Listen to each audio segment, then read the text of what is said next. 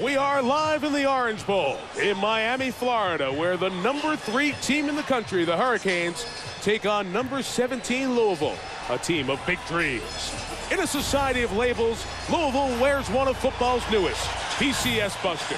It's for teams that don't have big houses but have big dreams.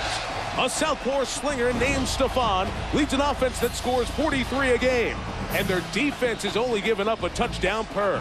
The result, 4 games, 4 wins, and tonight the ultimate shot at respect. You know, for all the stars now in the pros and all the questions about their quarterback, teams would dream to be in Miami's position. The Canes are #3 in the nation. Big play players are starting to emerge, and their suffocating defense has given up 1 touchdown all year. 2 undefeated teams. Only one leaves the Orange Bowl that way tonight. One of the great entries in the sport. On come the Canes to the Orange Bowl field.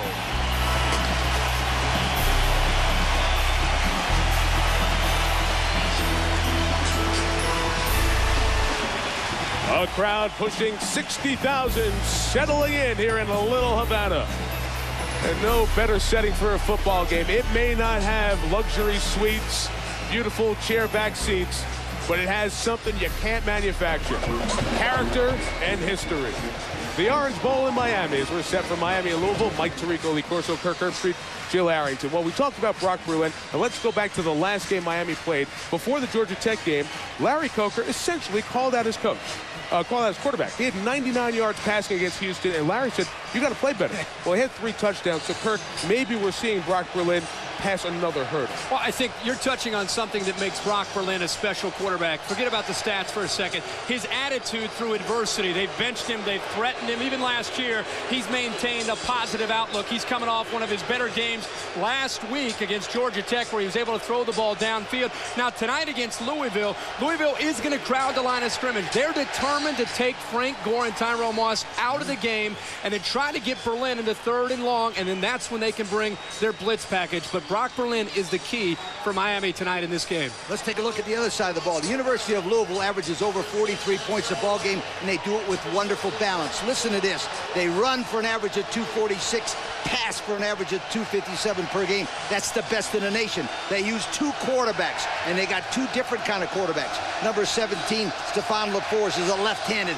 rollout kind of an athlete. Then they got a freshman, Brian Brom, 6'4", number 12, the #1 high school quarterback in the nation last year. Both of them complete 75% of the passes. I know Miami's a great football team and a great place here, Mike, but let me tell you something. Louisville is the best offensive team by far the Miami Hurricanes have played this year. For more on the best defense that Louisville has faced all year, let's visit on the field with Jill Arrington. Jill.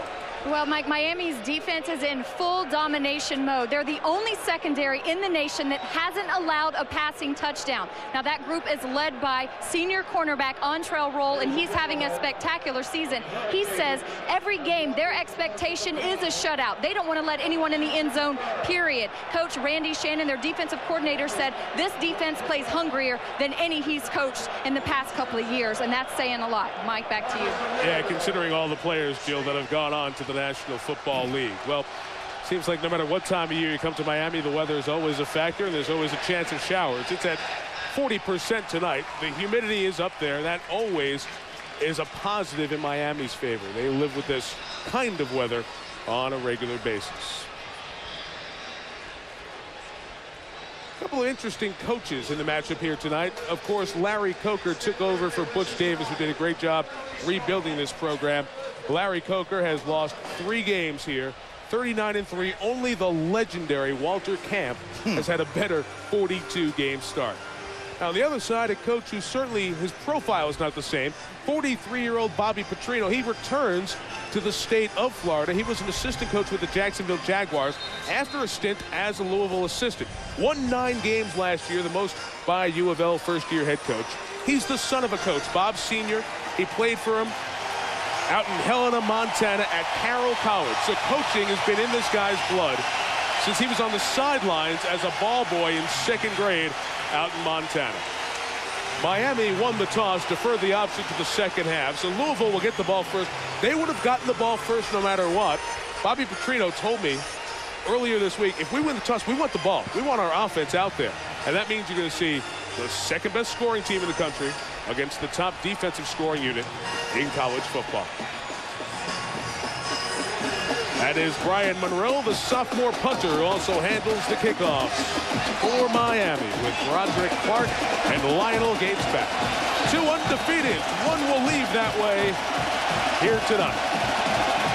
Off we go on College Football Thursday. Gates from the goal line. Lionel Gates spilled at the 18-yard line. Good tackle by Glenn Cook, who's going to get a start at linebacker here tonight. Stephon LaFours, the senior quarterback, comes from an interesting background at home. His parents and his brother are all hearing impaired. They cannot hear. Stephon was the only one in the family who was able to hear. Thus, he became a leader. He matured early. It's one of the reasons he's been able to handle 2 very great athletes coming in at the quarterback spot here at Louisville and still maintain his job as the starter. Opening drive start from the 18. And Miami jumped off right away, so let's see if they were brought off by Louisville. These are Conference USA officials. That's Louisville's conference for this final year before they move to the Big East. Ball start. 45 on the offense. 5-yard penalty. Still first down. Bobby Petrino talked about being aggressive and taking it to Miami. Obviously, mistakes and environment will factor in here early on.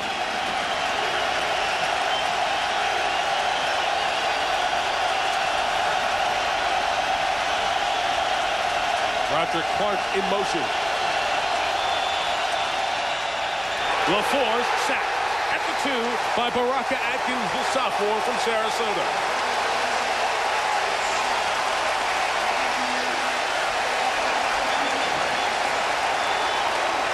Mike and Coach, this is a key factor in tonight's game. Louisville, Stephon LaFours like to get the ball to the outside. The Miami defensive ends are going to have tunnel vision tonight, locking in and preventing LaFours or Brom from having the ability to get outside to break contain. The interesting thing to me is when the Miami went offside, that was exactly the same play that Louisville called before that.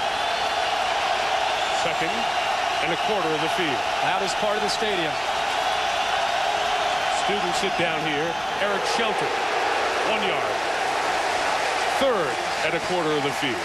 Bud Light starting lineups. Shelton, 296 yards, averages 7 per. A lot of receivers. J.R. Russell is from Florida. Roderick Clark.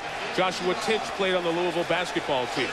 As for the offensive line, Jeremy Darvo. I call your attention to the right tackle, 74, because they're missing Renardo Foster, who had started 17 games. He's out for the season with an injury. LaFew, Spitz, Rabatine, and Quarterman, the rest of the guys up front.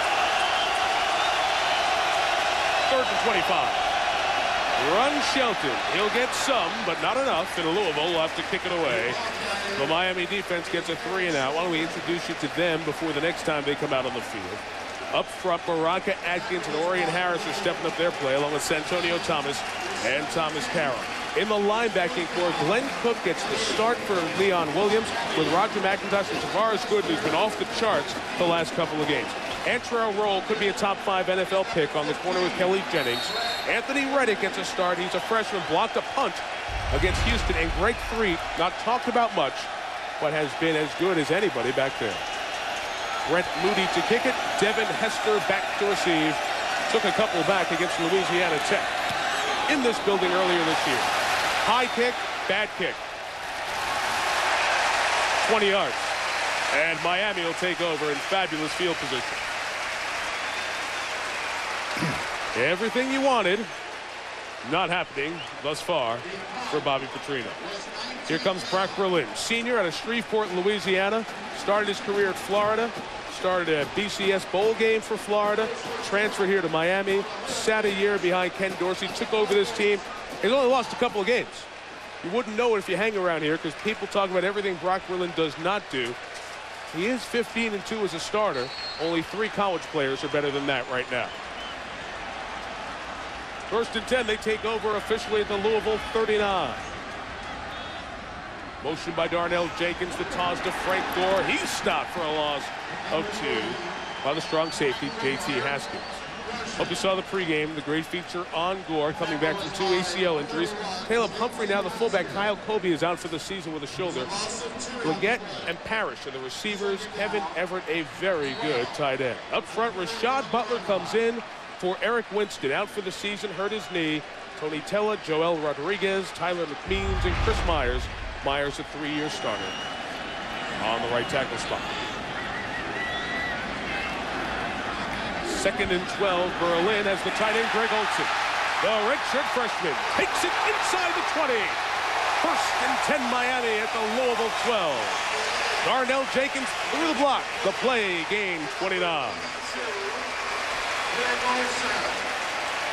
Kirk, beautiful play call, wasn't it? Dan Werner, fake, run, bootleg right early, and I'll tell you one thing, that Olsen come across, they could use him at Notre Dame. He's a transfer to Notre Dame, but I like the first play call by Werner. That was a good one, Kirk. Great play call because Louisville's so aggressive. They're trying to chase down the ball carrier. Brandon Johnson, the outside linebacker, got out of position. Olsen motioned one way, then came back into the flat, and Darnell Jenkins, sensational block downfield to open that play up for Olsen.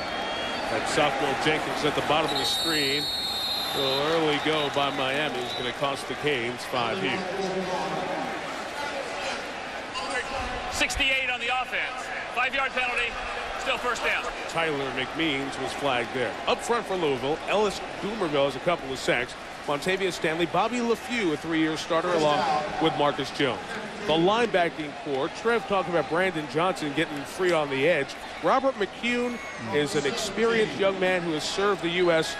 in the National Guard. He was in Kuwait and Korea before. William Gay and Antoine Harris on the corners.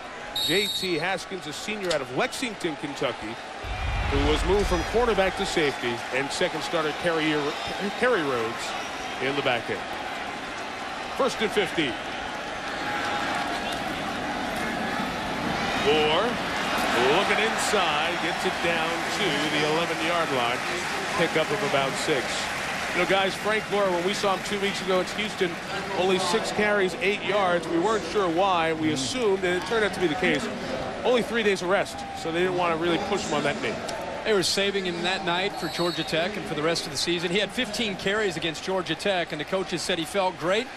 What do you think, Frank? How many do you want tonight? He said, you know, I'm ready for 20. He said 20 it is. He'll get 20. He names his number. He's going to get that amount of carries. So it's good to see Frank's coming back. He's added 15 pounds of muscle to his 220 now. Yep. Roscoe Parrish, bottom of the screen there. Watch him. Here's Gore running left. Parrish did a nice job blocking. We're at 3rd and about 3 coming up. Gore took a big shot. Dumerville had his legs. William Gay hit him up high. When you talk with Larry Coker and Dan Werner about Frank Gore, and keep in mind, Clinton Portis has played here, Willis McGahee, just to name a couple, they talk about a complete back, and they talk about Frank Gore being arguably the best back that they've had here. I know that's prior to the injuries, but he's working his way back, and it's because of the instinct, the ability to make that cut, and so far so good for Frank Gore in the 04 season. 3rd and 3, 2 tight ends, 1 receiver. Smells like a run. It is with Gore. Following his blocks, he's going to be shy of the first down. Tony Tella, the left guard pull, came out there. What's Coach Coker going to do here first quarter? Let's go for it, he said. The way his defense is playing at home, what the heck? I know, Coach, this is something you first guess here. I obviously you go for it here, right? You know why? If he doesn't make it, I know, he might make it, but if he doesn't, he leaves the ball down there where all of those students are waiting for him, and they'll score on defense. Yep. Forget about the offense. They'll find a way to score on defense. I like the call no matter what, but I would bootleg Rock Berlin to the outside and give him an option to run or pass. Those big tight ends are great targets down in this situation, too. And a full yard and just a little bit beyond that for Miami. And as you see, with Parrish, the 1 receiver, and Gore, same personnel. 2 tight ends, 84, Everett to the left, 82, Olsen to the right.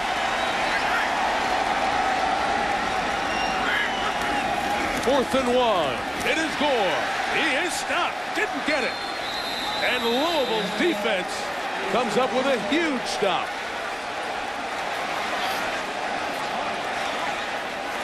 We're going to spot it, and they might come out measured, but they are short of it. Don't need to even look at it. The linebackers came in, filled the hole. They're going to bring out the chain. He hit a wall of Cardinal jerseys here. The linebackers doing a nice job of filling that hole. Looks like all three of them. And the way this game started for Louisville, I know they're still backed in inside their own 5. That was huge as far as momentum is concerned for Louisville. And I don't like the call. I said I think you should bootleg it outside and get a tight end or run the ball in. I didn't like the call. Louisville's defense answers the call. There'll be plenty of noise down this end as Louisville has it backed up at its own 3, but a great defensive stop. 2 possessions, no scores here in our opening quarter. And the one thing about that, remember, they got that 5-yard penalty. They had to get it 15 yards instead of 10. Right. If they'd have had 10, they'd have got a first down. Miami on the plays that led up to the 4th down stop. Stephon LaForce, the senior quarterback, gives to Eric Shelton, and the junior bangs it out for about 3 yards. Guys, the Under Armour advantage, each team tonight. Offensive balance. They got wonderful offensive balance running past Louisville does. Lack of respect. The name of Louisville doesn't strike fear in the hearts of the fans or the players. Basketball, yes. Football, no. The thing I like about this year's Miami team, more so than even the previous 3 years, is this team doesn't underestimate anybody. Louisiana Tech, they knocked off 48-0, and Houston, they took care of 38-13. They'll be ready for Louisville tonight. You can see it with the defense there, Kirk, as Shelton was stopped by Tavares Gooden, that sophomore who had 9 solo tackles in that Louisiana Tech win. The only other home game since the Florida State game for Miami. So important for Louisville to somehow get out of this hole, these sequence of plays. When you play such a good Miami defense and you continue to be backed up inside your own 5, eventually it's going to catch up to you. But they got to be very careful. Don't turn it over. Punt it if you have to. Don't turn it over. 3rd and 6. You see how many Miami defensive guys are stuck in the line. Look out, LaForce. He can run. Can he get the first down? No. Didn't see many Tavares Gooden speed guys. You saw the graphic right before that 11-0 sprinter speed will force another Louisville punt. Well, not only the speed, Thomas Carroll is going to chase LaForce, and LaForce is an athletic guy. This is a strength of his, getting outside. But look at Gooden. He shakes a back who came out to block him. Then he has the speed to chase LaForce out of bounds. That gives you an indication of the ability of Tavares Gooden. And Gooden is only 6'1", 220, small for a linebacker, but exceptionally quick. Well, Brett Moody has nice numbers except the last one. 19 on his most recent punt. And Devin Hester is waiting for a short one.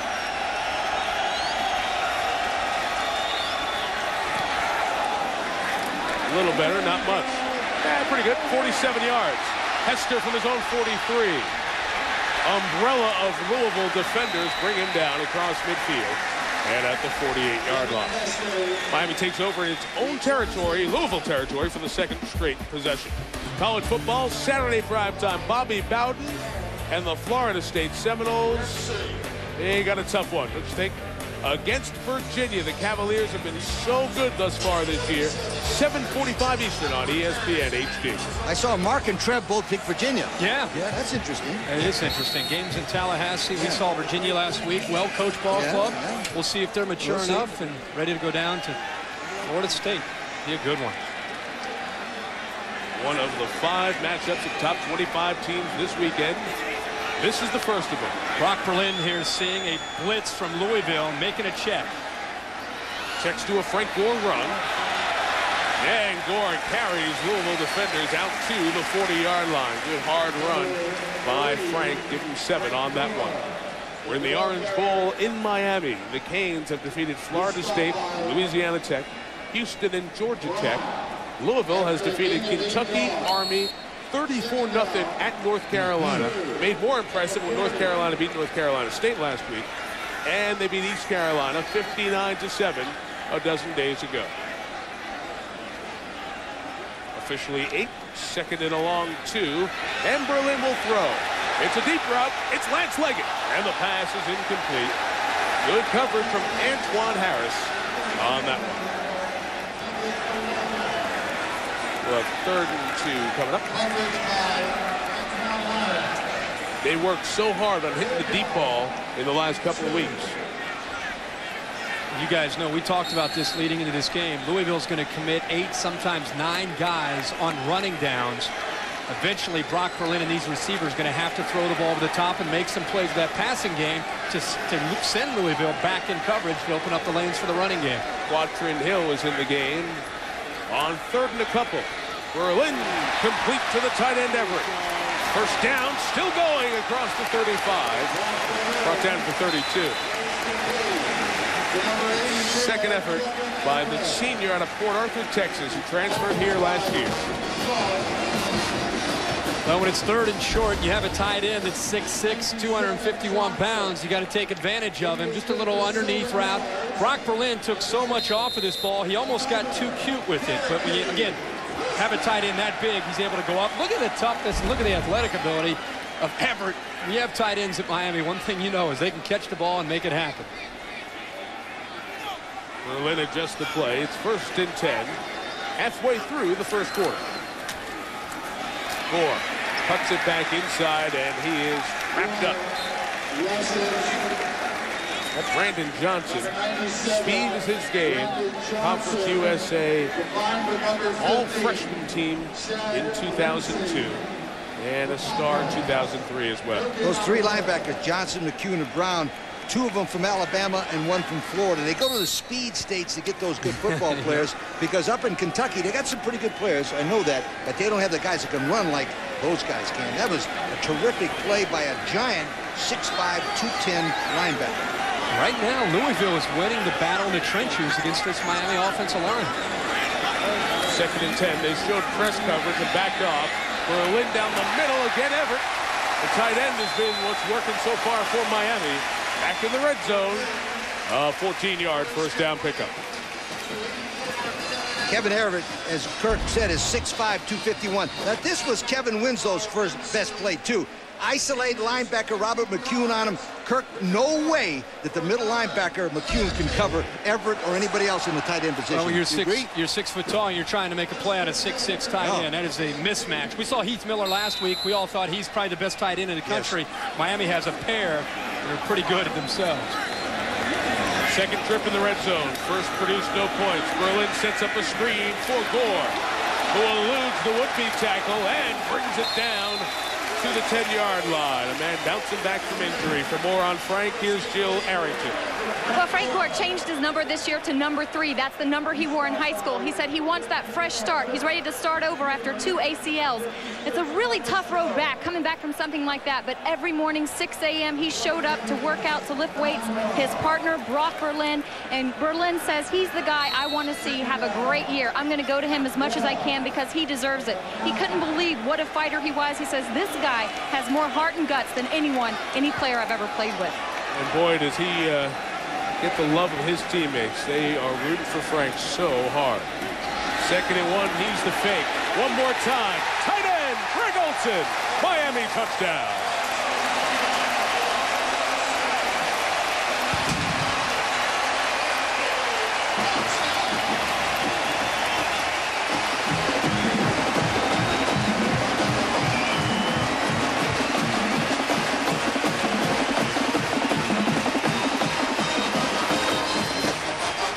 Well, I think Louisville has a defensive adjustment. It's the pass to the tight end.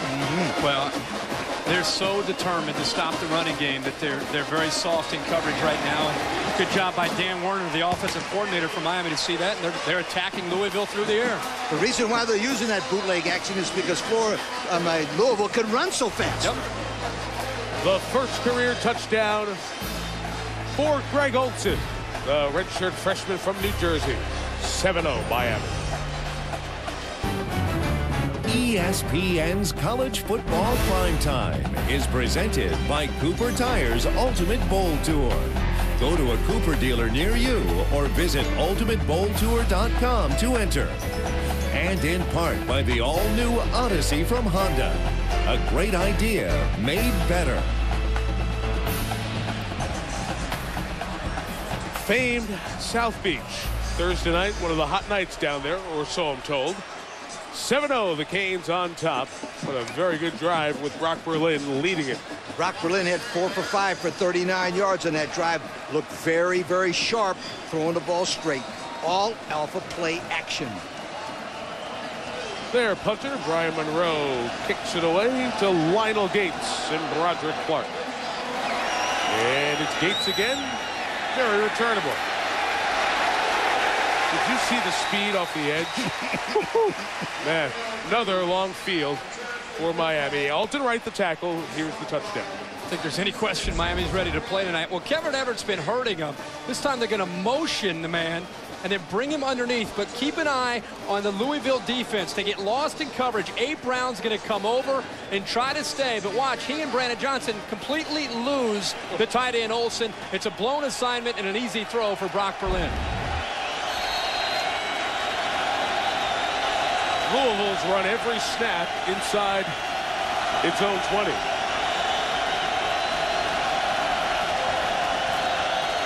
Toss to Lionel Gates. Nothing. Anthony Reddick, the freshman who got the start at free safety out of Fort Lauderdale, a true freshman, comes in to make the play there.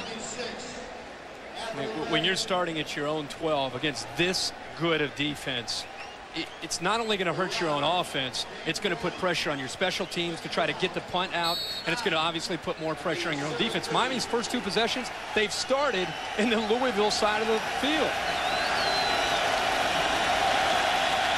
2nd and 9. 7 plays, 7 runs for Louisville. Here's a pass. LaFors throws complete to J.R. Russell. Kid from Tampa, Florida, who was really geeked about playing in the state of Florida. The senior gets the first down. That time they get J.R. Russell man-to-man coverage with Kelly Jennings, number 22, and Russell just ran away from him. But I like one thing about that. Nice pass protection by the offensive line from Louisville, giving LaFors enough time to hit the crossing pattern. We're going to have a measurement here with just inside of 5 minutes left in the first quarter. Russell had an interesting comment that speaks to the attitude of this Louisville team. And they did pick up the first down. Great job with our crew doing the 1st and 10 line, as usual.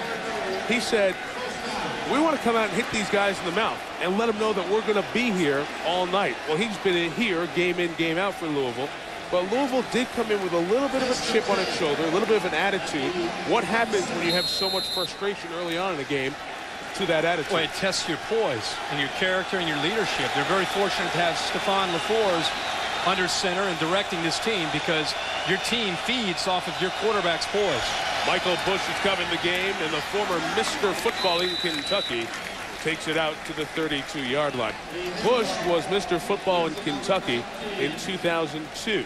Montrell Jones, another one of their receivers, was Mr. Football in 2001. But Bush did it by playing everywhere. He played quarterback, running back, safety, receiver. He is so versatile. He was the backup quarterback at Louisville last year. This year they've settled just running back, at least on offense. He'll see some snaps as a safety as the night goes on. He's out. Eric Shelton and Lionel Gates are back in for 2nd and 4. LaFors lost the snap and lost all the yards. Bush picked up on 1st down. Spending all that time thinking about 40 check, 49, 18, 17, and he didn't get the snap right. I don't like when a quarterback is spending a lot of time automatically, especially, Kirk, when you got a defensive team like Miami. They're not going to do anything famous and upsetting. They're going to be sitting right there. LaFors, come out, snap the ball, throw it. I know what you're Miami's gonna saying. be in the same spot. I know what you're saying, but he obviously was coached to see a certain look, and he tried to make a simple audible. He's a senior. He should be able to do that and get the snap. Miami had personnel issues, and they will have to take a timeout here. He just didn't hang in there long enough for the snap? Yeah, you got to hang in there. I'm not going to put that on the offensive line, the center. It's the quarterback's fault. Keep the hands in there, boy. Get the snap. Quit thinking so much. Well, the Cardinals are playing as Louisville's Cardinals trail Miami 7-0 here. We have 3rd and about 10 coming up from the 26. 6th time against the top 5 team. They've won one, and we were there 2 years ago at Papa John's Stadium in Louisville when the Cards beat Florida State. 3rd and 10, and LaFors gets it out and complete for the first down to Joshua Tinch. at 6'3", 215. He played 11 basketball games for Rick Pitino in 2002 and played some more last year as well. Well, Tinch is going to line up in the spot of a tight end, and Bobby Petrino, so we have to be able to beat the linebackers with our receivers in one-on-one matchups. And that time, on 3rd and long, against the odds, they did that very thing. Wide receiver lines up there as a tight end and goes after Tavares Gooden for a first down. 5 wide, no backs. Louisville thinks they can do okay in this set. Underneath J.R. Russell, first down, very close to it, depending on the spot at midfield. LaFour's trying to up the tempo of this offense here a little bit.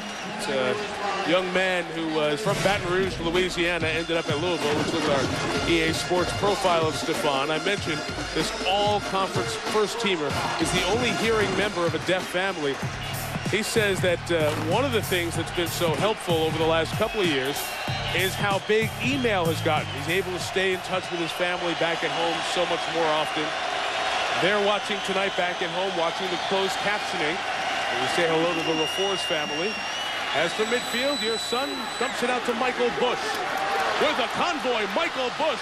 Great play by Antrell Roll. Just pulled his jersey to slow him down. The gain was 25. And look at that offensive tackle. Travis LeFew get to the outside. Watch, number 78 stays right there. Now watch 78. He comes down and blocks off the man right there and gives Bush a chance. You always wondered, why does a play work like that? Well, it's because Travis LeFew got out there and blocked him. That was a good-looking play. Great blocking. Outstanding call. Outstanding call. They motioned the guy away to get a defender out of the way, and then they used the one receiver that was up there to come inside and almost use him as a screen or a rub route and got the lineman freed up. It was a beautiful, well-designed play. 2 tights, 1 back. It's Gates. LeFew throws it back. Complete, nice move by Tinch. Inside the 10, inside the 5. First and goal for the Cardinals at the 1. Guys, after they got out of the shadow of their own goalpost, Louisville said, okay, now we can run off our script. Right, now they're going back to the plays that they wanted to run from the beginning. Keep an eye on Tinch because he's going to fall and then just use it as a delay route. He purposely goes down, drawing no attention to himself, frees himself up, and is able to run away from Reddick. At one point, he was at the tight end position. Yeah. He's a wide receiver. Second time this drive, they've used him as a tight end. Pretty cool play. First and goal from the 1 against the Miami defense. They've only given up 1 touchdown all year until now. Lionel Gates gets the 2nd touchdown against the Canes defense in 2004.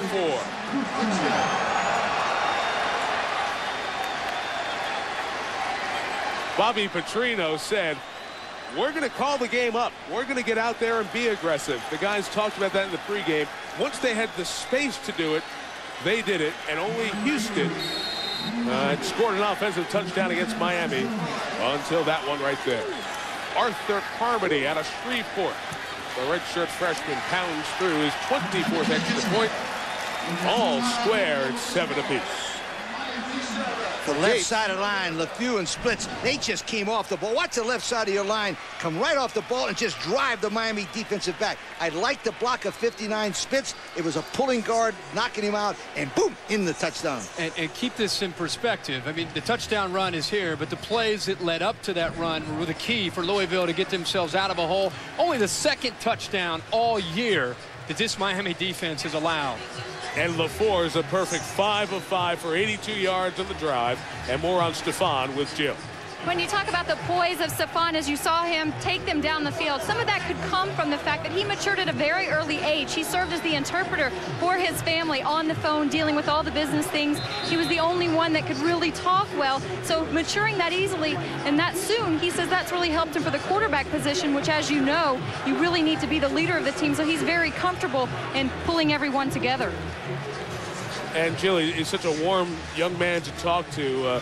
Talks about that appreciation of the small things in life.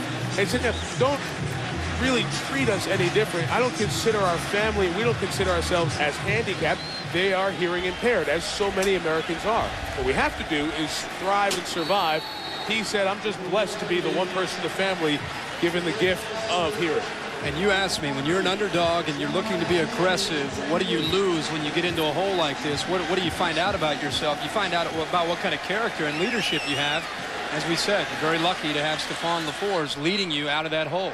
Todd Flannery kicks it off. Miami always dangerous in the return game, and they take it out to the 26-yard line that time with Darnell Jenkins. J.T. Haskins made the tackle. Well, Coach, do you agree with what I was saying with Bobby Petrino? Wasn't able to get into his offense until he got some space to breathe? Absolutely, and people forget something very important. Remember, 4th down and Miami didn't get it? Yeah. That should have been 14. That 7 points is going to hurt Miami in this game because that was not a fluke.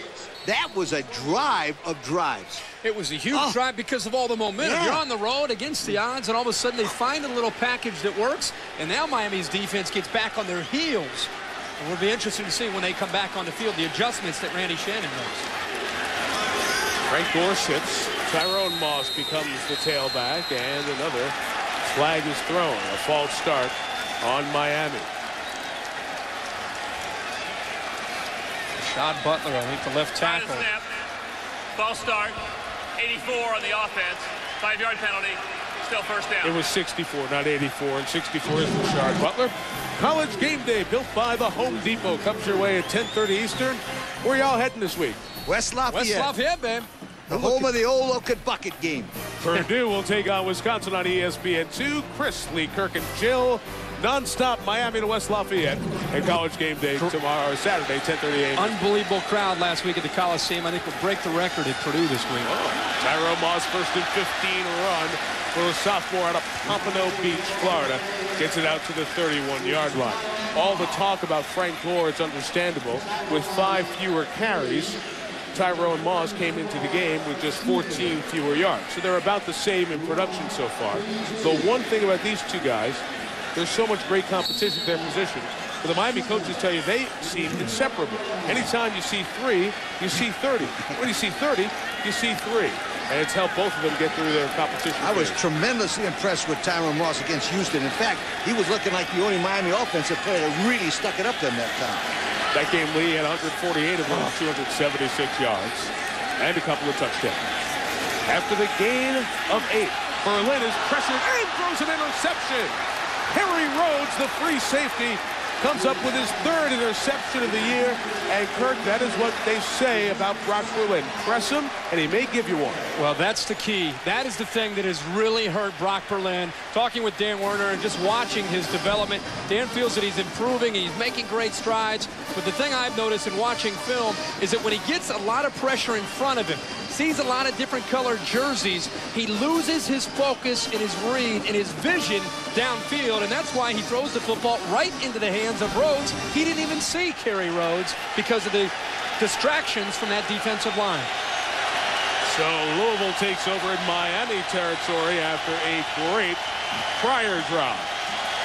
From the Canes 42, it is LaForce and a lot of room for Joshua Titch to the 22-yard line. And right now, the passing game of Louisville is testing Miami unlike it's been tested. And Florida State didn't test him in the passing game that much. Nice play-action pass, and what they did, they got Roger McIntosh, number 50, man for man on Tisch, and there's no way that linebacker can stop him. Now, Randy Shannon's got to do something by putting more pressure on this LaFours, or he'll eat him up. I'll tell you, Joshua Tinch right now, they've used him at tight end. That time they used him as a fullback. They're isolating him on the Miami linebackers. Michael Bush comes in and carries it out of the shotgun up to the 16-yard line. We might have one more play here in this first quarter. All tied at 7. Miami scored first. Louisville just answered in their drive. Bobby Petrino mentioned that they've been working on this game, of course, appreciating, respecting their first 4 opponents, but looking down the road, you can already see they've saved some stuff for this game, and they're using some wrinkles right now that are keeping the Miami defense off balance. Randy Shannon told us when this happens to us, we get very basic with our scheme and just rely on our athletes to make plays. The backfield is empty. Roger Clark comes in motion, takes it, throws it back to Michael Bush, the backup quarterback last year, threw it for the quarterback LaFours, almost got his head taken off as Marcus Maxey was back there smelling the play. Oh, I'm sorry, it was Reddick. Anthony Reddick, 26. That was backyard football for Anthony Reddick. I don't know if we're going to be able to see him. I watched him the whole way. He saw LaForce. He baited him. He baited Bush, hoping he needed to watch the football. He was so dialed in on making a big hit on LaForce. If he would open up and watch the football, it's probably a pick six. And don't forget, Michael Bush was a quarterback. So that was a nice design play. You had a quarterback throwing to the quarterback. Rolling to his left, too. Yeah, left-handed. 3rd and 4. A run that is bounced by Shelton.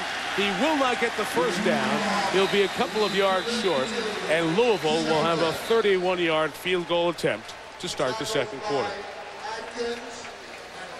Heck of a quarter. Yeah, pretty good, huh? Good one. I'm telling you. 4 more plays. They gain 31 more yards. All tied at 7 after 1 in the OB.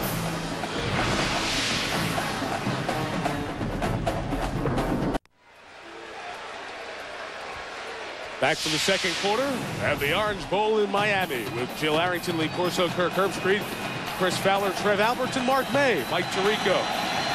Louisville have a chance to take a second quarter lead. On the first play, a redshirt freshman Arthur Carmody to attempt officially a 31-yard field goal. And he bangs it right through out of the hold by Stephon LaForce, and Louisville has taken a 10-7 lead. Of course, Louisville and Miami don't play all that often. Their 10th meeting, but the one tie that binds is Howard Schnellenberger, the coach who took Miami to its first national championship and took Louisville to many successful games, a 500 record, and that 91 Fiesta Bowl win over Alabama. He's standing by with Jill Arrington. Well, Howard Schnellenberger, you're such a legend. One of the most memorable moments has to be for you is winning the national championship here in the Orange Bowl and being carried off the field. Being back in the OB, what kind of memories is it bringing back? Well, it's very nostalgic for Beverly and I, and a night we'll never forget, and one that can never be recreated. We've tried our best at Louisville to recreate it, and now at FAU trying to do the same. Well, when you coached at Louisville, you won the Fiesta Bowl, crushing Alabama. If Louisville beats Miami, where will that rank amongst that kind of a win? Well, that game against Alabama was a pivotal game. That reversed the trend up there. This would be a game that would put them into orbit and extend their program indefinitely. After so much success, Coach, why is it that you keep coming back? Now you're at FAU. Well, because when Dr. Cantonese wanted me to come in and become the director and to put in the program, it became obvious it was very, very important to him and to the university and to football in general. Once we got involved with it, the coaching position had to be mine, and we've enjoyed every moment of it. You haven't lost that competitive spark. Thanks for talking to us. Back to you, Mike. Thank you, Jill. A great hit on that tackle there. Miami will start at its own 20. FAU is Florida Atlantic League, just north of here. Just, hey, 30 miles away. But let me tell you something. One of the greatest all-time building jobs in the history of football. Howard Schnellenberger 4 years ago didn't have a football. A football? Nothing. He had no football. Stadium, he had nothing. No football. Nothing. No player. He started, and now what a record. It's one of the best football coaches in the entire country right there. They got balls now, right? They got balls, and they got fields, and they got players, and I picked them as my special. Remember, you laughed at me? They're undefeated. First and 10, Tyrone Moss sticks it in there for 3 yards to the 24. Yeah, they won at Hawaii. Yeah. You win at Hawaii. That's impressive. A few years ago. That's blowing me away. Now, he is watching the first half of this game on the Miami sideline. That's where he coached first. He's going to go over to the Louisville sideline to watch the second half. One of the legends, that pipe, that great voice. Great to see Howard Schnellenberger here, and he is seeing a pretty good football game where his second school is beating his first school by 3. He's the man that started this tradition here. Lou Saban brought some football players in, but Howard Schnellenberger coached them to their first national title. 2nd and 7 for Brock Berlin.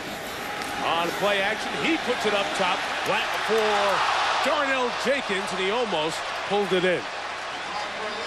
We're going to keep trying the home run ball. Like to see the confidence they have in Berlin after the interception. They bring it right back and say, let's try to get behind this coverage. Louisville's packing in their players to stop the run. We've got to be able to convert that. And this is what he was able to do against Georgia Tech. And this time, so close, just off the fingertips of Darnell Jenkins. Tough to get into sync when you have so many different receivers run the deep route at different paces. for the quarterback, Brock Berlin. Just a touch higher, a little bit more of a touch, and that ball falls right into the hands of Jenkins. 3rd and 7. Louisville would really have some momentum if they stop them here. Berlin changes the play. Only one to snap it. Joel Rodriguez does. Pass is complete, but Leggett is snuffed out by William Gay. That Conference USA all-freshman team player who was covering last time forces a Miami punt. And the way William Gay played that play, you'd think he was from Tallahassee, Florida or something, right? He is. Hello. Ah, just a little humor. All right, now, that's what I call about closing speed of a defensive back. Settle, and boom. Looks just like one of those Florida speed players, and he's playing for Louisville. Montrell Jones, who used to play for Tennessee, back deep to receive. Ryan Monroe, who Larry Coker said is an NFL-type punter, set to kick it away. A kick from the sophomore, 47-yard. Jones hit by Devin Hester. An excellent special teams performer. Hester comes up with the big hit. We'll have a long field to go for Louisville. Miami's the #3 team in the nation. Last week was Showdown Saturday, and a lot of things changed. Did the top 5 change? Not mine. I got USC, Oklahoma. Oh, that's a tease, I didn't know it was a tease. I might Auburn, change. Miami. Forget the tease. Louisville leading 10-7. Couple of minutes in, quarter number 2. Miami 4-0. They survived that game where they trailed Florida State most of the way. They came back with the overtime victory. Down 3 here. Miami came over as if one of the Louisville players moved, and we'll see who did. LaFour staying in at quarterback. This is right around the time we usually see Brian Brom come in at quarterback for Louisville. Prior to the snap, false start, 70 on the offense, 5-yard penalty, still first down. Will Rabatine is the center. He is from Louisville. There's Brian Brom, whose brother Jeff is the quarterback coach. He's one of a long line of Broms to go to Louisville. You can't say it definitively, but most would say he was the best quarterback coming out of high school last year. Miami stops the run just a couple of yards for Eric Shelton. Roger McIntosh made the tackle. Well, Miami did strike first. Brock Berlin completed 3 to his tight ends on this drive. Greg Olsen getting his first career touchdown, up 7-0. But then Louisville had a nice long drive, 84 yards, capped off by a Lionel Gates touchdown run. The tight end, Stephon LaFours, has not missed. 6 for 6. A great mix of passes. Set up the field goal a moment ago to make it 10-7. LaFours completes his 7th pass. This one to J.R. Russell, but it does not pick up a first down. These two teams and their passing so big tonight. We had 10 first downs, 6 for Louisville, 4 for Miami, all of them through the air. Keep in mind, Miami's defense has been as tough as anybody in the country. Second in the nation, allowing only 115 yards coming into tonight. Already through 1 quarter and a couple minutes here into the second, Louisville's got 106 yards passing. That was the first pass that didn't pick up a first down for LaFour, but he's completed all 7. 3rd and 9. He's completed all 8. J.R. Russell, first down at the 42-yard line. Well, we talked about pass protection first. Stephon LaFour gets good pass protection, which gives him enough time to hit J.R. Russell across the middle. Pass protection first, Kurt. Pass protection's key, but the routes and the way Bobby Petrino has designed these plays, he gets Merriweather to stay up front and get taken away by Tiger Jones, which opened up a nice big throwing lane for LaFour to find the first down with Russell. And now Michael Bush runs. Almost broke out of that Greg Freed arm tackle, but the junior out of Tallahassee's Lincoln High School brought him down. You know, Kurt, you mentioned Coach Petrino. His brother Paul is the offensive coordinator, but he runs the offense. He said, I have yet to be able to give up calling the plays, and that means being involved in the game planning and drawing up the cards. He said, that's what I do best. It's what he did in Jacksonville, what he did when John L. Smith was the head coach at Louisville. So it's his handprint on the entire offensive package. LaFours, nothing open, takes off. First down and much more. to the 31-yard line. 21 rushing yards.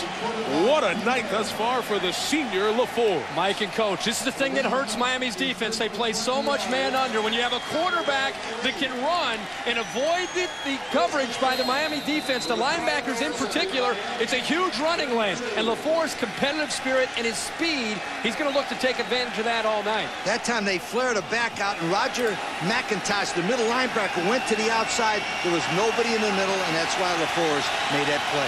Louisville already 4 plays of over 20 yards. From the 32. This pass is caught. What a pull-in by Montrell Jones. First down at the 25. What a show by LaFours. He's been perfect tonight. We keep bringing this up, but one of the things, two things they said they had to take advantage of in man coverage. Linebackers with their receivers, and they wanted to try to isolate Marcus Maxey to see if they could get their receivers one-on-one because they feel they can win that matchup. And remember, Miami is so arrogant, they don't like to change their defense. And Louisville's picking them apart. Michael Bush on the handoff, looking for space to run.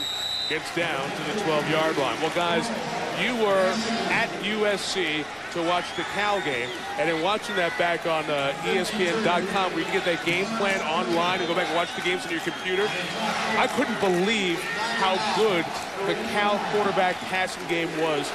All those consecutive passes hit in a row. LaFours, it's early, but he's having one of those great nights where he's dialed in like Aaron Rodgers was last week. You can just see a quarterback like Stephon LaFours. You dream about this opportunity to take on a team like Miami in their place. And right now, you're right, Mike. He's in that zone and feeling good. Second down, they empty the backfield. 5 receivers to throw to. This one's incomplete. So after 9 in a row, well, see, when you throw near number 6, guy takes care of business. And Trell Roll, who is now the guy in this Miami secondary. He may not be the verbal leader, but he is the guy. Remember also about Stephon LaFours, he's 13-4 as a starter. He's almost had 4,000 career yards. This is a young football player who will take on Trell Roll. I'll guarantee you, if you're from Baton, Louisiana, you can play football. He is tough. Yeah, tough. Very tough competitor. Always tough in the red zone. 3rd and 7. LaFours has a man open up. It's Tiger Jones. Touchdown, Louisville. And the Cardinals have scored 2 touchdowns on Miami, and they'd only given up 1 all year.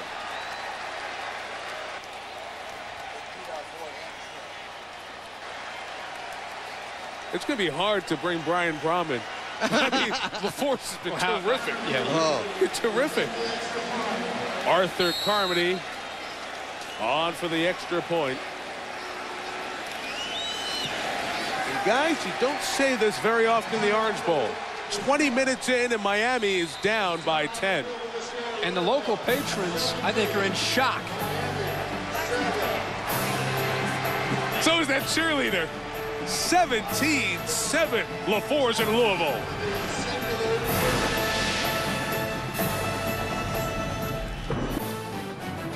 ESPN's College Football Primetime, brought to you by the next Ford Super Duty.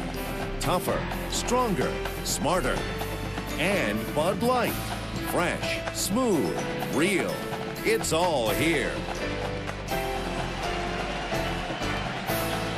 Back here in Miami. You know, if you're 7-on-7 at practice against nobody and you're 10 of 11, you're having a good practice. Against air.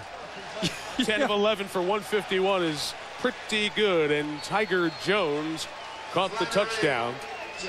The number 3 team in the nation at home, where they are virtually unbeatable, trailing by 10.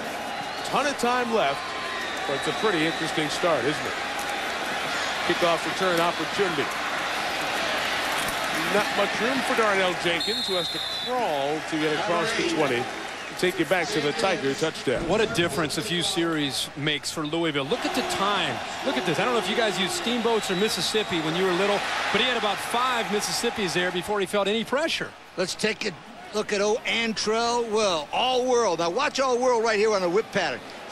Boop, outside. Oh, Jones goes touchdown. Now I'll tell you one thing. This Bobby Petrino can coach offensive football, the head coach of Louisville. He's got things doing Randy Shannon has never seen before. That's why Auburn wanted him so bad. Oh, I can see why. But it's not like that Houston stuff that was kind of crazy. This stuff is well organized and still physical. From the 20, Frank Gore runs hard off the right. It's a good 5-6 yard run out to the 26-yard line. Moby Okoye made the tackle. And a lot's going to fall on this Miami offense now. Obviously, they struggled against Florida State. And here's the little wrinkle from their offensive coordinator, Dan Werner. Go no huddle, try to catch Louisville off guard. Which is, I think, where your quarterback, Brock Berlin, plays his best.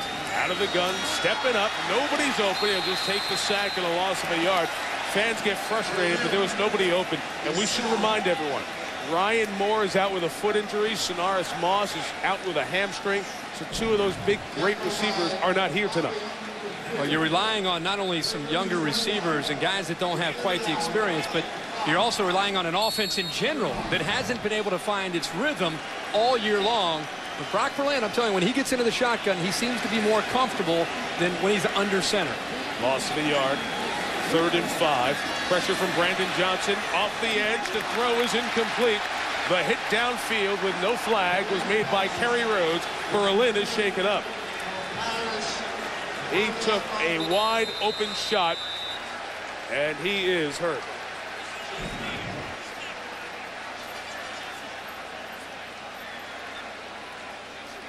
Straight stick. Antoine Sharp, the nickelback, came off the edge. And it's one trademark of Mike Cassidy's defense. You don't know where the pressure is going to come from, but the defensive coordinator is going to bring it from a lot of different places. Well, this time, Mike, you mentioned the nickelback. He had a running start. Hopefully Brock is able to recover from this, but he just came right here, right towards the quarterback. And Brock needed time for the play to develop, which gave Sharp plenty of time to get that big hit on the quarterback. Mike Cassidy, the defensive coordinator, was at Oklahoma State. He was also at Illinois. It's his first year here. Remember, Louisville had one of the worst defensive teams in the history of football last year. Mike Cassidy has done a wonderful job. He played at the University of Kentucky, so he knows about the University of Louisville football. Berlin able to get up, walk off under his own power. Kyle Wright, the other quarterback, started warming up. Wright, the redshirt freshman, played a few drives in the last game that Miami played against Georgia Tech. But it is a 3-and-out, and it's a punt from Brian Monroe. Montrell Jones gets it at the 35. One more time, a penalty marker comes down, and Antrell Roll for the second consecutive punt made a suffocating cover play. Actually, it was Devin Hester who made the first one. It was Roll who made that. Our stat man Marty Aronoff reminds us that Miami in the last 4 possessions has 21 yards. Receiving team 97. The 10-yard penalty from the end of the run. First down. 21 yards and no first down. Wow. As Berlin catches his breath, we'll step out. When we come back, we'll talk about all the changes in the top 10. The guy's top 5, as number 3, is in trouble. Well, you can see from the face of Brock Berlin, as much as you could see him there for a moment, he is in a lot of pain. He walked off under his own power. We'll show you the hit one more time by Louisville's Antoine Sharp. But Berlin came off, walked off under his own power. He was kind of open and exposed in that upper follow-through. Yeah, exactly. And when he threw a couple of times while we were in break, he kept feeling that pain, so you got the sense it was more than having the wind knocked out of him. So they will look at him. Meantime, Louisville has scored on its last 3 possessions, and that pass is incomplete. It was dropped, intended for J.R. Russell. Well, last weekend was huge in college football. Showdown Saturday. Here's the shakedown of it with Purdue up at number 5, Virginia at 6, 3 one-loss teams in the top 10 in mid-October, and Utah in at number 10. Guys, SC and Oklahoma are 1-2. Do you think that's the way it should be? I got USC, Oklahoma, Auburn, Louisville, and Purdue. Louisville? You didn't have Louisville. I know, a little humor. Jeez, I had Miami the way they're for playing right 17-7. I have it actually pretty similar to the way the coaches poll is, with the exception. I have Oklahoma at 1 and USC at 2. The rest of it's consistent with the coaches. From the 26, a run of about 4 yards for Eric Shelton. We have a 3rd and 6 coming up for the Cards. There's your top 5 guys. Why the difference there at the top? I thought last week in watching California take on USC, I was just really impressed with Cal, probably more impressed with Cal than I was with USC, watching them in person. I think there's some deficiencies possibly on USC. And Oklahoma, I think, is the most complete team, offense, defense, and special teams. Remember, Auburn beat Tennessee and LSU. 3rd and 6. LaFour's pressured, got rid of it. Was he out of the tackle box? No. And it's intentional grounding. That's a great call. Santonio Thomas, the senior who's been injured all 3 years at Miami, staying healthy, a scrapper, a worker. He got in there, would have had his 2nd sack. The offense, he's lost it down, spotted foul, 4th down. But instead forces the intentional grounding that leads to a punt. Like, this is uncharted waters for the Miami defense. Louisville is in command. You knew on this series that Randy Shannon and the Miami defense had to make some plays to try to change the complexion of this football game. And this is perfectly called. When you saw the replay from Skycam, the left tackle was a step outside the hash marks, and that's right where LaFour's was when he threw. Good call. Very well called by Randy Smith, the Conference USA referee here tonight. This is an area that Miami's got to do something on their special teams. Brent Moody to kick it. Twin safeties back there. Antrell Roll hands it to Roscoe Parrish, who finds a seam and is brought down at midfield. Oh, that almost went a long way. Chad Rimpsey made the tackle. Let's get an update on Berlin from Jill Arrington. They're telling me officially that he just got the wind knocked out of him, Brock Berlin. He is touching that shoulder. He's moving his arm around in circles to try to work out the kinks because he did take a pretty big hit, but he wants to get back in the game. He's still warming up, guys, on the sidelines, but still wincing. Yeah, there you see, Jill, as the pump was going on, the wincing as he threw the ball that you were seeing. But word with Larry Coker on the way out. There is the senior from Louisiana. Frank Gore comes in at the tailback. And he gets it to the 44-yard line, wrapped up by the middle linebacker. The captain of this defense, Robert McCune. You know, guys, you talked about Mike Cassidy, the defensive coordinator, coming in. Mike Cassidy's from Fort Campbell, Kentucky. He has a military background. I mentioned at the start of the game, Robert McCune in the National Guard, the reserves, served 18 months, 6 months in Kuwait, 12 months in Korea. When Cassidy came in, he said, our defense didn't huddle. We need to line the guys up. So he turned to the guy with the military background and said, McCune, you're the captain. Get them set, line them up. And this defense has turned around a lot this year. 2nd and 7. Berlin's first throw after the hit is good. It's Kevin Everett, and the tight end took it to the 26. First down, gain of 19. Kerry Rhodes on the stop. I like that. I like Louisville's defense getting in a huddle. I think that gives your leader a chance to look into the eyes of the rest of that defense and talk to him. This time they elect to let go, pull back a little bit from the pressure that they've been putting on Brock Berlin, and that time it backfired. You understand how they're changing up the looks, but Kevin Everett, when he has a chance to make a play in space, he does. Good throw by Berlin. And the key thing about Everett is the fact that he's got that big target of 6'6", that Berlin can hit him with it. That throw looked okay. Gore hit it hard. Frank Gore spins and turns, gets to the 15-yard line. Greg Olson, the tight end who caught the touchdown in the first quarter. Good block. Frank Gore's got good vision here, and he makes a really good cut. Watch, number 82, Greg Olson's the reason why this play goes. The tight end comes back and traps like a tackle. Kirk, that's a nice design play. 77, the offense. 15-yard penalty. It'll be first down. Yeah, so Chris Myers, as the play continued on, the 3-year starter who moved out to tackle this season, picks up the personal foul. I was just about to say that you were talking about Olson and the job that he did. I was about to say what a good job that Myers did in pushing his way out of pushing his man out of the way. He obviously did something a little bit after the whistle there. You know, when you're down by 10. Got to keep your cool. Stupid. Yep. It remains first down because the penalty happened after Gore picked up the first down. So 1st and 10, but back at the 30.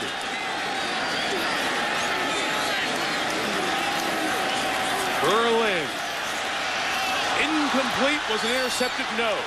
It did hit the ground before Kerry Rhodes could scoop it. He thought he had his 2nd interception of the night.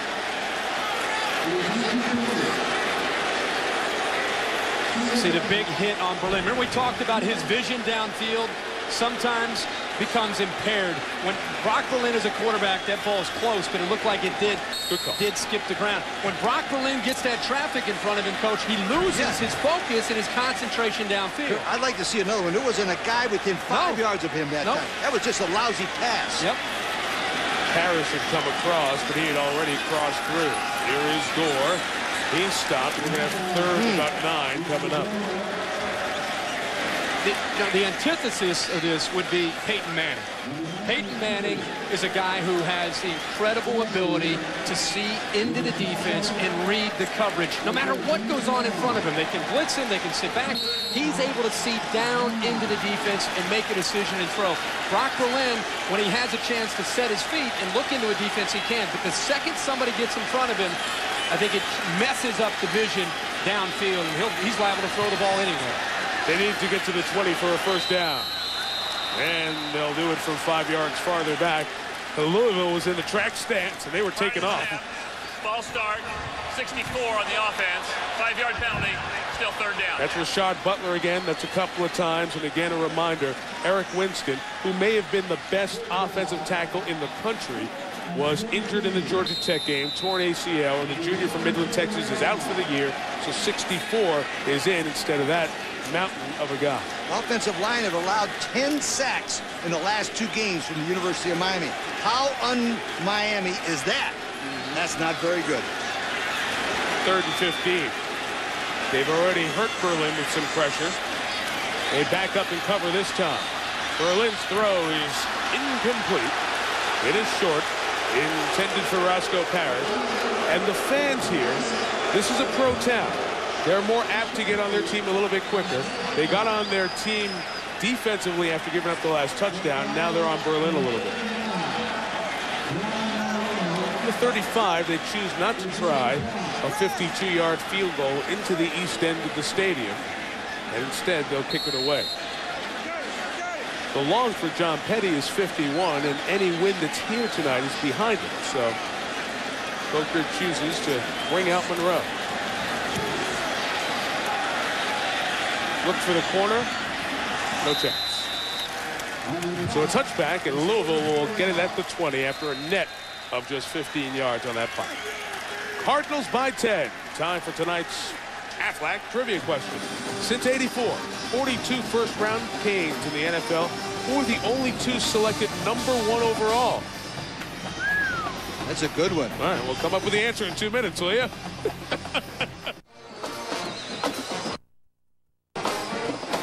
Well, a lot of people thought Miami would get a game from Louisville. I don't know how many people thought that the Cardinals would be up 10, 25 minutes into this one.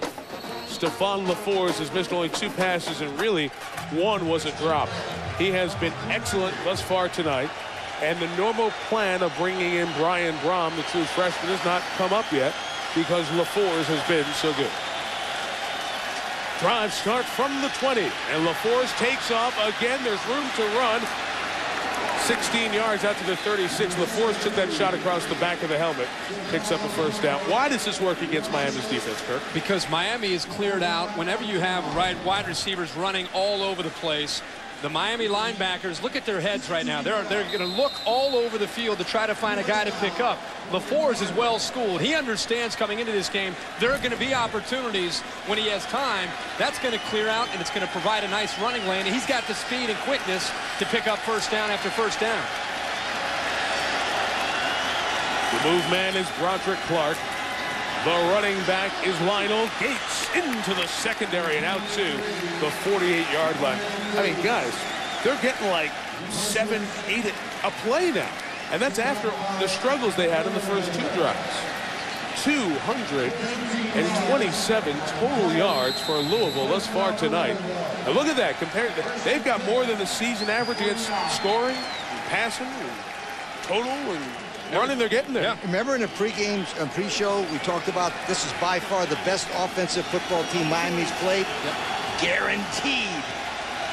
They're averaging 8.5 yards on first downs. LaForest sees everything covered. He's out of the tackle box. He can throw it away now. Instead, he'll lose 3 yards as Roger McIntosh chased him down. What has this senior from Baton Rouge been able to do here tonight? Well, he's been able to do everything tonight for this Louisville offense. Most importantly is when the team started with a slow start, he didn't lose his poise. Mike, you touched on it. He's 10 of 12. He's been making some key throws, but he's also been able to come up with some big games running the football. Now 5 carries for 23 yards. So it's been a combination of running and throwing, but more importantly, the intangibles, the leadership LaForest is able to provide tonight has been huge for the Cardinals. Miami defense got a -4 on first down. That gets everybody's attention, but they run right at him and get across midfield for 3rd and 9 after a gain of 5 for Lionel Gates. The reason why the University of Louisville is causing Miami so many problems, this rarely ever happens, the fact they've had 7 plays of 10 or more yards on 1st and 10. Bobby Petrino has got one of the best offensive game plans I've seen this year. That guy can coach offensive football with the best of them. The injured Miami player is Tavares Gooden, the linebacker who's been playing as well as anyone thus far this year. This is a Miami team that has been really hit by injuries in the first half of the season. On this side of the ball, Glenn Sharp, one of their defensive backs, an ACL. He's out for the year.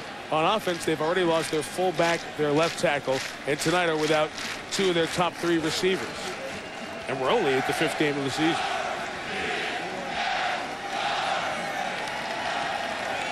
Gooden from Fort Lauderdale, who reminds the coaches a lot of DJ Williams, if not even more. They said at this stage of his career, he's long than DJ Williams was, who's kind of in that bouncing back and forth from fullback to linebacker early in his career. They say they think Gooden is one of the next great ones to come out of this university.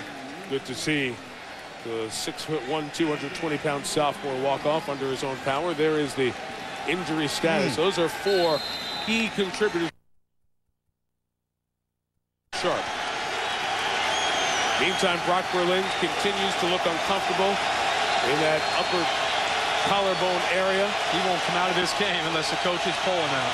3rd and 9 for LaForest, who's pressured, but it's a little slip screen. Lionel Gates going to get the first down and more to the 30 and cuts it back to the 24-yard line. So Louisville knows what Miami knows. We want to get on the edge. So I'll let you come in and we'll let 23 take it for 26. They just baited Thomas Carroll and said, come on to me.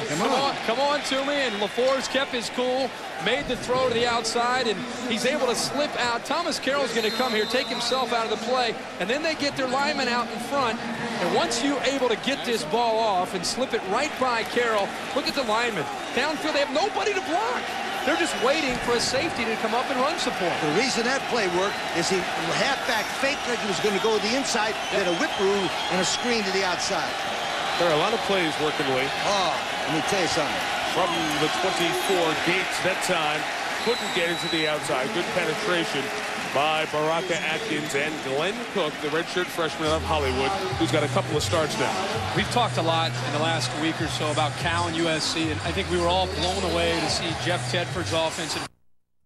Even though SC made the plays, won the game, just the system that they run reminded us a lot of what Joey Harrington did at Oregon.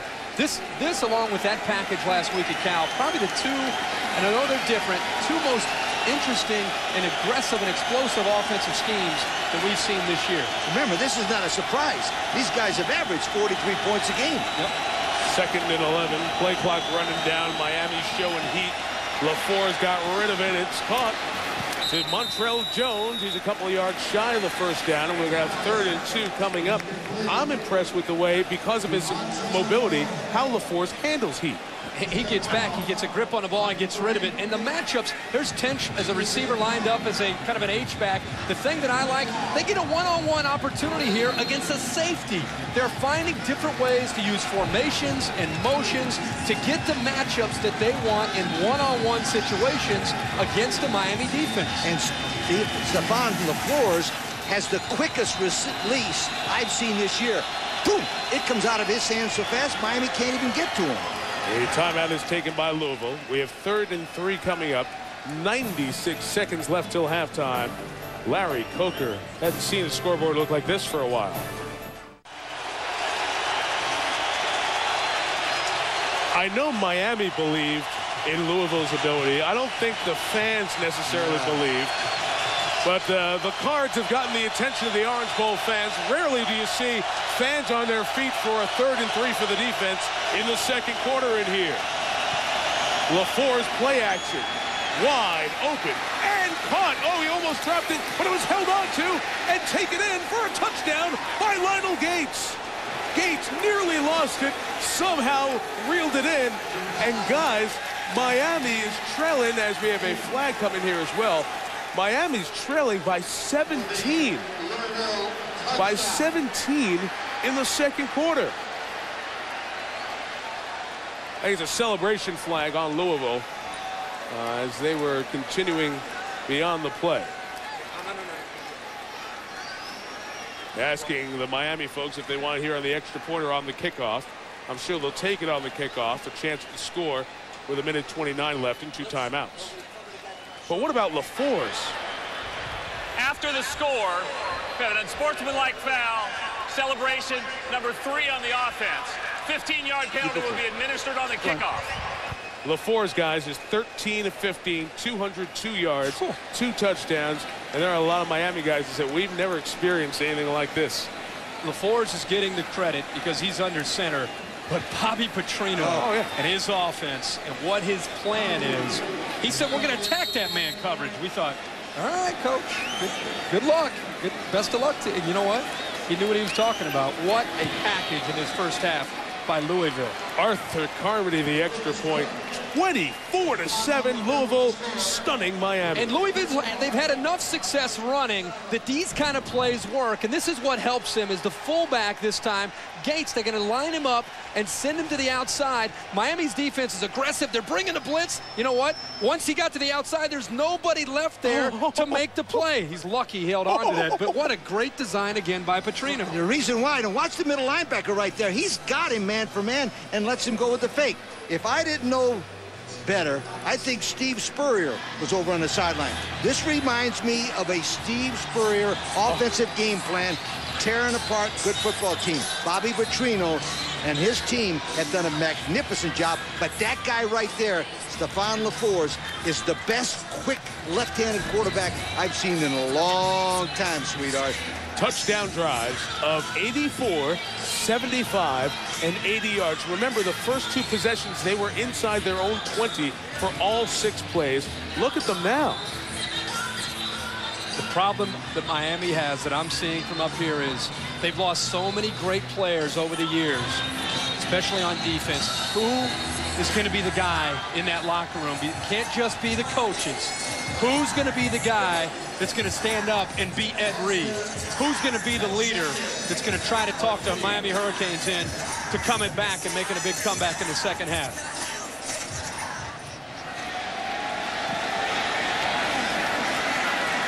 Kickoff by Todd Flannery, taken back by Devin Hester. So the penalty cost them the space, and they get out to the 40-yard line. Well, Chris Fowler, Mark May, Trev Alberts down here with us in the Orange Bowl, and they'll have the Pontiac High Performance halftime report from the East End Zone in this famed facility. Talking about Kyle Orton, who's been extraordinary in the Wisconsin defense, and that showdown between Virginia and Florida State. Miami has 2 timeouts and 84 seconds left. Brock Berlin banged up 2 series ago. Out of the shotgun with 4 receivers and a tight end. 5 in the pattern. It's underneath. Incomplete to Darnell Jenkins at the 45, gain of 5. Clock spins down to 1:10. I want to keep an eye on a matchup here. The best pass rusher, Marcus Jones of Louisville. We keep talking about Butler, Rashad Butler, making his first start this year. Keep an eye on that matchup at the top of the screen to see if they can get pressure on Berlin. 56 in white, had a chip from Quadrant Hill, the running back. Nothing open for Berlin, who just threw it away. And the fans wanted a intentional grounding flag. He wasn't out of the tackle box. There was a receiver over in that direction, even though it was uncatchable. And we talked a lot about Bobby Petrino, but how about the defensive coordinator, Mike Cassidy? Played it tuck. This was one of the worst defensive teams in the history of football last year. 93rd in the nation. Thank you. And he came in, and look what he's done the first year. And you know what? It's not a fluke. They got good athletes, and they move to the ball. Boy, they're extremely undersized, and they make up for it with great speed and aggressiveness. 3rd and 5. Screen set up. Red and blown up by William Gay again. It's his 3rd great 3rd down play. 3 and out. And if you would have just taken the names of the teams, you'd think they switched jerseys. Well, Louisville's playing like Miami. Miami's playing like Louisville. Not only that, but Louisville has the swagger. They have the attitude where they now not only are confident, they're salivating. I mean, this team feels like, hey, bring it on. They're out there, and they're not intimidated by Miami all game. Remember, they got 26 guys from the state of Florida on the Louisville football team. They can all run.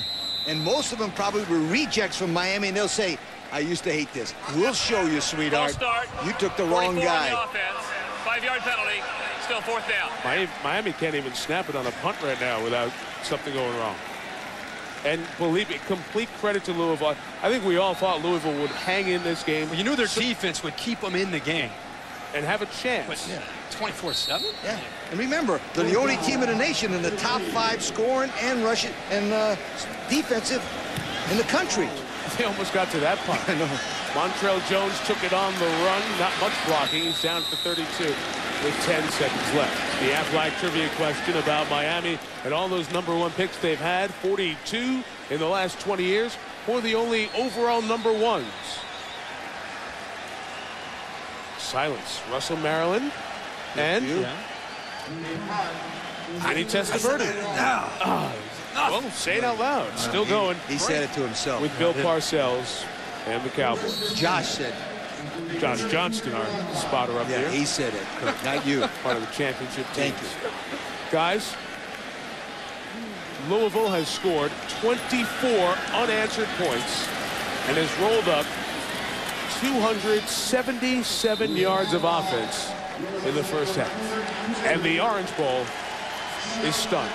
Those cheers you hear are the U of L red-clad folks who came here to see Larry Coker's team, and they're shocked, and so is he. He's with Jill Arrington. Coach Coker, your playmakers haven't stepped up for you in this half. What do you need to do to get back in this game? Well, we've definitely got to make some plays, and we're not out of it, Jill. If we make some plays on offense, we can get back in it, but we've got to do a better job on defense. We've got to tackle better. We're having too many easy pass plays, and we've got to put pressure on the quarterback. We've got some things we've got to correct, obviously. All right, Coach, good luck. All right, thank you. Jill, thank you. Larry Coker's only lost 3 games and got into many halftime locker rooms like this.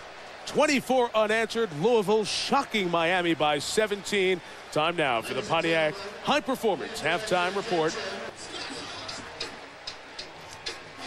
We're back for half #2 here from the Orange Bowl in Miami, where Louisville scored the last 24 points of the half, leading by 17. As Chris told you, Miami gets the ball first after a great offensive first half from the Cardinals. They roll up 277 on Miami.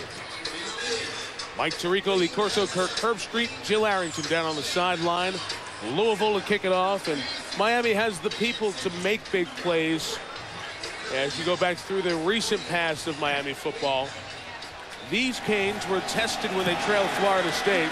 This is a far different level of test here tonight. From a couple of yards deep, Devin Hester going to bring it out. Pick up a couple of blocks, hit it hard, and Hester is into the open field. Devin Hester up to the races. That's what they needed. 100-yard Miami touchdown. But a penalty marker's down back at the 34, so hold on.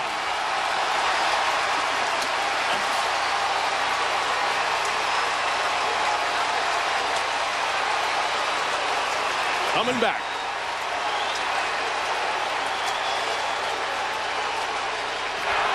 Holding. 15 on the return team. 15-yard penalties and a spotted foul. First down. Devin didn't know about it till then. Buck Ortega, third-string tight end.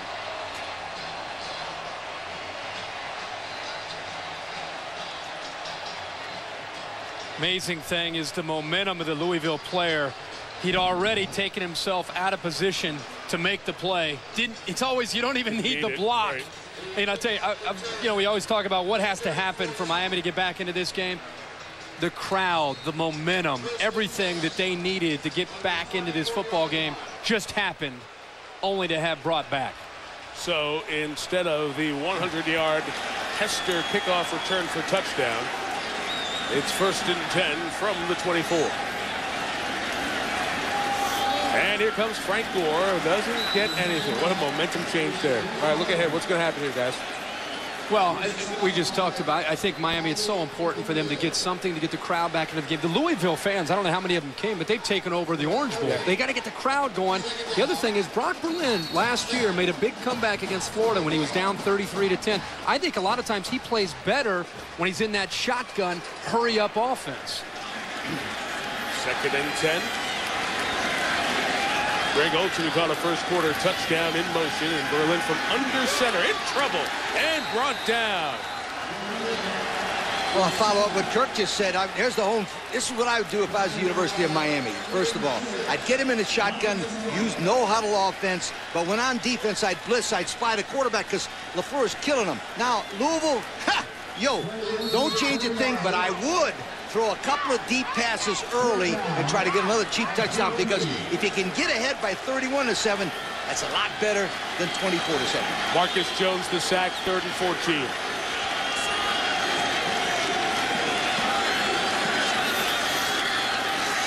Jones spin move almost got to Berlin, who got it away as he hung in there, and Roscoe Parrish with a first down out to the 43-yard line. A pickup of 23 for the junior out of senior high school in Miami. 3rd and long. Louisville kind of stepped up, showing blitz, backed out of it. You know, there's pressure. Obviously, Miami has to throw, and to think that Ryan Moore, Sonoris Moss are out of the lineup puts more pressure on Brock Berlin and these younger receivers to have to deliver. Here they are in the shotgun now from the 43. They'll run it with Quadrin Hill. Good shot for Hill. 10 first down yards for the junior out of Sunrise, Florida. I think down to the sideline. Excuse me, second coach. You're going to check in with Jill. Okay. And talking to Louisville's head coach Petrino, he told me, I said, are you surprised you're up 17 on Miami at the half? He said, you know, we knew we came in unintimidated. We knew that we had plays that would work. He said, if we can keep our good field position, we have more plays that we want to come out with. He's pleased that we aren't having any turnovers, he said. And also I asked him, is Brian Braum going to see the field? He goes, you know, right now, I just don't know. I'm not sure. He's pleased with the way Stephon has played. He'd be crazy. With all due respect to the freshman All-American. With all due respect, Senator. 13 for 15. Thank you, Joe. 1st and 10. Another complete toss. This one to the wide side, and Darnell Jenkins. So Miami getting some first down yards. Go ahead, Lee. But remember one thing about, I want to bring this point about University of Louisville. They're 101 to 14. They've outscored their opponents in the second half. That means they make nice adjustments and they're well conditioned. Again, 101 to 14 in the second half. That's a well-coached football team in good condition. Not to mention 70-7 in just the 3rd quarter. So you're right. The adjustments are impressive at halftime. 2nd and 3. This play work going right. Quad Hill comes back to the left and picks up the first down out at the 31-yard line. Quadrin Hill is a junior out of Sunrise who was really good this August. He plays a lot in the 3 wide receiver set. Versatile one-back. You see why there. Well, he's got the body of a tailback, and he's not only versatile enough to play in the one-back, but also when they line him up, he can play the fullback. He is a back right now. When they get into obvious passing situations, it does a good job also in pass protection. You see a lot of him because it's going to be a lot of 3 wides. And Berlin out of the shotgun, who pulls it down, takes off, got banged up in the first half, lowered his head as he took a hit down there at the 23-yard line. That had to hurt.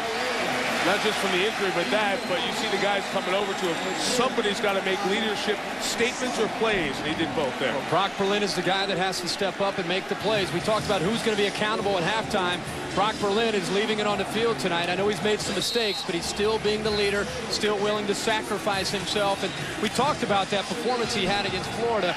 At least he has that in his background, and his teammates know what he can do when his team gets behind. That helps. Yeah, definitely. It helps him, and it also helps his rest of his offensive teammates. Great first down pickup again. They got 8. They run out of the gun. First down to the 15-yard line. So that's 3 times Hill has run that play. All 3 have been effective. Ever since I've seen Brock Berlin under center at Miami, I've always felt he plays better when he is in this hurry-up situation. Remember last year in September when they were on 33-10 in the third quarter, the 3 touchdown passes. He had 18 of his last 20. Miami came back to win. He just seems to have a little bit more of a feeling of a comfort level, Lee, and I think he doesn't think as much when he's in the shotgun hurried-up offense. He used it in high school so much that I think it's just natural for him. That's correct. First and 10 from the 15. It's working. Keep going to it. Louisville gets smart to it. He gave him just a yard. Brandon Johnson making the stop there. So this Miami offense had a first half where they only totaled 144 yards. Most of it came on those first couple of drives that started in great field position. Both of those first 2 drives started on the Louisville side of the 50. They were able to come away with only the touchdown. Remember the big 4th and goal stand by Louisville's defense on that first possession. Play 10 of this drive sent Leggett and Parrish to the top of the street. Underneath, it's caught by Parrish. Touchdown, Miami.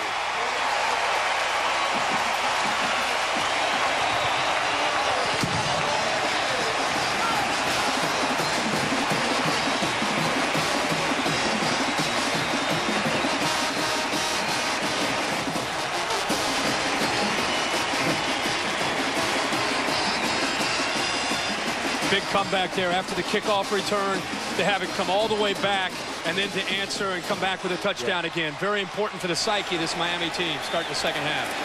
John Petty sneaks in the extra point, his 52nd in a row. Brock Berlin was 3 of 3 on the drive for 44 yards. Roscoe Parrish, 3rd touchdown catch of the year. Sebastian the Ibis, the computer version and the real version, all fired up. The Canes right back in it.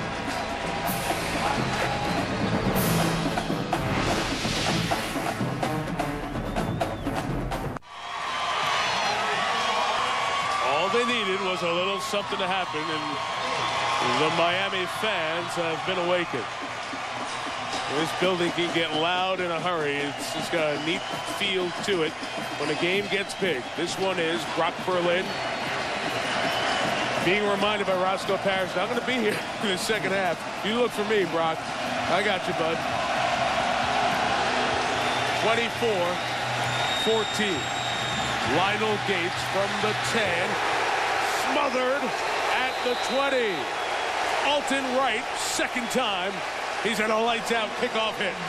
Santana Moss one time walked off this field and said big-time players make big plays in big games. Well, Roscoe Parrish provides that here for Miami. Actually, a good coverage here by Gay, jumping the slant, but if the throw pushed Parrish away from the defender, and that's a big score for Miami. One of the reasons why that worked is Butler, Teller, Rodriguez, McMeans, and Myers on that drive not only run protect, but that time pass protection, offensive line. 1st and 10. LaFour's hit as he threw. Underneath, pulled in. J.R. Russell, what a play. Antrell roll. Flag down after the play when Miami got all fired up about it.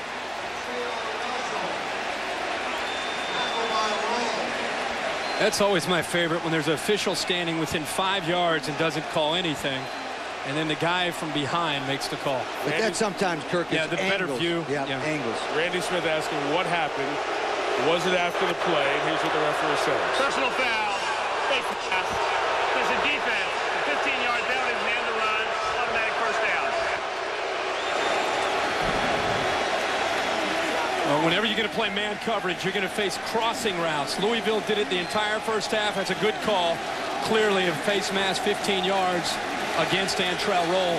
But when you play a lot of man, they're going to cross you up all night long with their rub routes and crossing routes. And remember one thing, when you're behind 24 to 14, you got to win the second half on defense. Because if you don't stuff them, the clock runs out. Miami's defense has got to play a lot better. Made great offensive adjustments. Now we'll see what Miami did on defense. 1st and 10. 8 in the box. Can Louisville crack it? They got Eric Shelton with a flag down. Shelton breaks free into the clear. A marker came down as Shelton takes it all the way. Let's see what the flag was. It would have been a 59-yard touchdown return, but even the Louisville players don't look very happy about it. This one smells like it's coming back. Holding, number 3 on the offense. 10-yard penalty by the foul. J.R. Russell. Man, with Miami so close, all he needed was to hit one crack, and he did. But, Lee, you just said, and you're right, the defense has to make a play. The Miami defense, I know it's a big hold here by Louisville, but tackle. I've never seen a Miami defense like this. And Shelton's a big back, and he's got ability, but you slip your man, you got to make that tackle. 2 guys, 3 guys bounce off, and I know there's a holding call that's going to bring it back, but poor tackling by the Hurricanes. Yeah, but remember, number 32 should be at Florida State. Well, yeah, he was a Florida State running back. They tackled Florida State guys pretty good, too. Yeah, but let me tell you something. They didn't want that guy. They said the hold was on 3, Russell. He was blocking on the edge there. Didn't see it on either one of those looks. Doesn't mean he didn't get it grabbing the jersey on the inside early on. Let's say even. Remember the 100-yard touchdown? Yeah. Nah, this one, we're even. 1st and 20.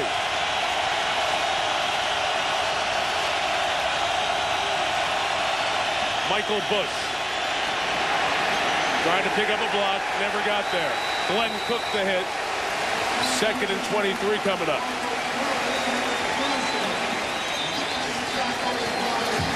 All right, for you upperclassmen who don't want to go out there and sacrifice your body, we'll turn to the redshirt freshman, number 55, Glenn Cook, who made a start tonight as a freshman because Leon Williams is injured still with the arm.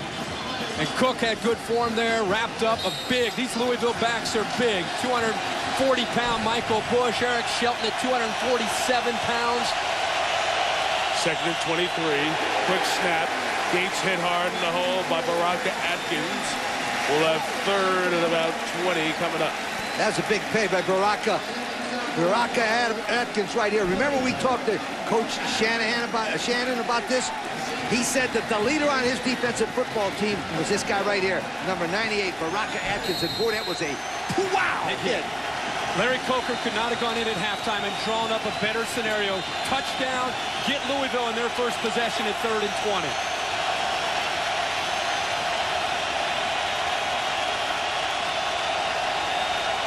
Third and 20. Underneath. We'll get a little bit. Oh, kept alive by Montrell Jones, but unable to get the first down at the 41-yard line. Man, is there a lot of stuff going on out here now. It's good stuff. Louisville has to kick it away. Miami's smart. This 3rd and 20. You know it's either going to be a draw or a screen or a short throw. Keep it in front of you. Come up and be sure tacklers. Devin Hester took 2 punts back against Louisiana Tech. Brent Moody had a bad first pick, better the next couple. The sophomore from Tallahassee kicks it away. Oh, a fake. Louisville fake, and it's going to work. A big run for Lionel Gates to the 21-yard line. Be not afraid. 38 yards. Bobby Bowden.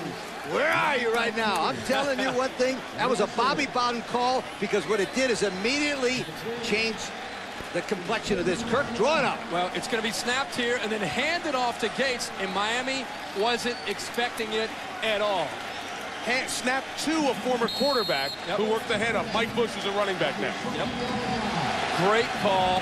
Great timing by Bobby Petrino. Another heck of a call by the head coach. A lot of nerve. They work. What Jimmy Johnson would say, paper mache or brass? From the 20, LaForce. What a hit on Andy McCauley. pass is incomplete. That is Brandon Merriweather. And McCauley gets up under his own power. Do you remember being here last year on a Thursday night when Merriweather took the big hit?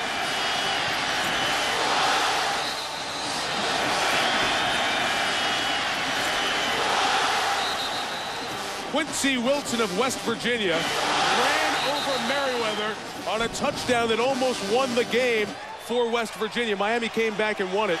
Merriweather vowed not to. He was the butt of jokes of his teammates. That single play, Mike, turned his career around and made him more dedicated as a football player. 2nd and 10. Loss of 3. Michael Bush is hit by Orion Harris. West Virginia was driving down the field against Miami on a Thursday night. Quincy Wilson, number 3 for the Mountaineers. Watch the hit on Merriweather. Knocked him down, stepped over him, got in the end zone. Helen Winslow made a great catch. John Petty kicked the game-winning field goal, and Miami won. But Merriweather came back a different guy. Amazing what a year can do for you. And being embarrassed on national TV can provide a lot of inspiration. And Merriweather's become one of the leaders for this defense after that year last year. 3rd and 12.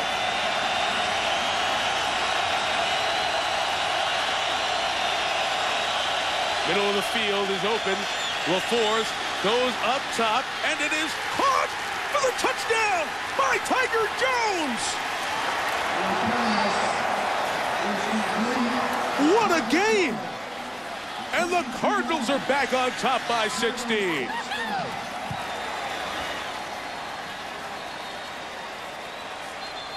Another celebration flag has been thrown on Louisville.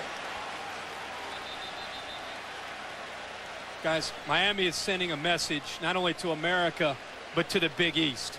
Miami? I'm sorry, Louisville is. Okay. And I think it's a slap in the face. We talk about BCS busters. You put Louisville, who's going to the Big East next year, in the Big East this year. Louisville's getting a... BCS? Well, I'm just saying, this team's going to be better next year. Again, the celebration penalty. They come over to ask Larry Coker, do you want it on the try or on the kickoff? And I'm sure he'll take it on the kickoff. He's on fire! I told him to do it! He's on fire! Tiger Jones. 86 on Louisville. 15-yard penalty will be administered on the kickoff.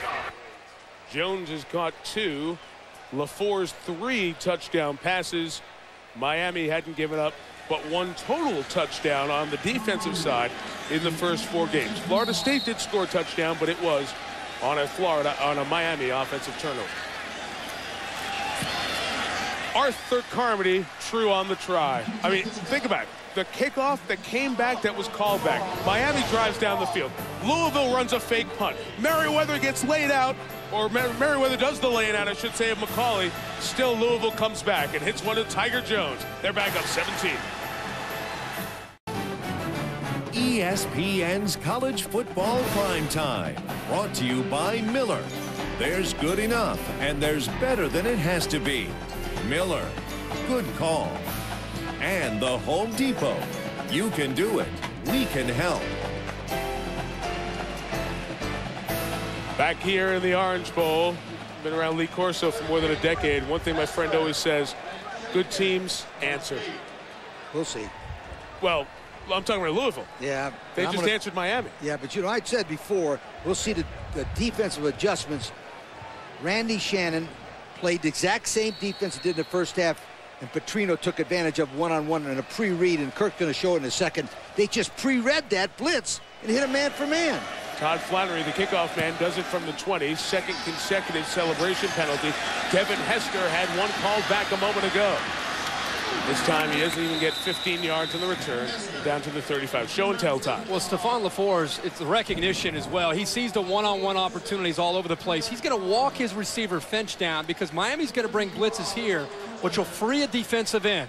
Then he checks to the one-on-one opportunity for the fade. There's a lot going on here, but the quarterback's recognition of coverage slides down his receiver, gets him over top.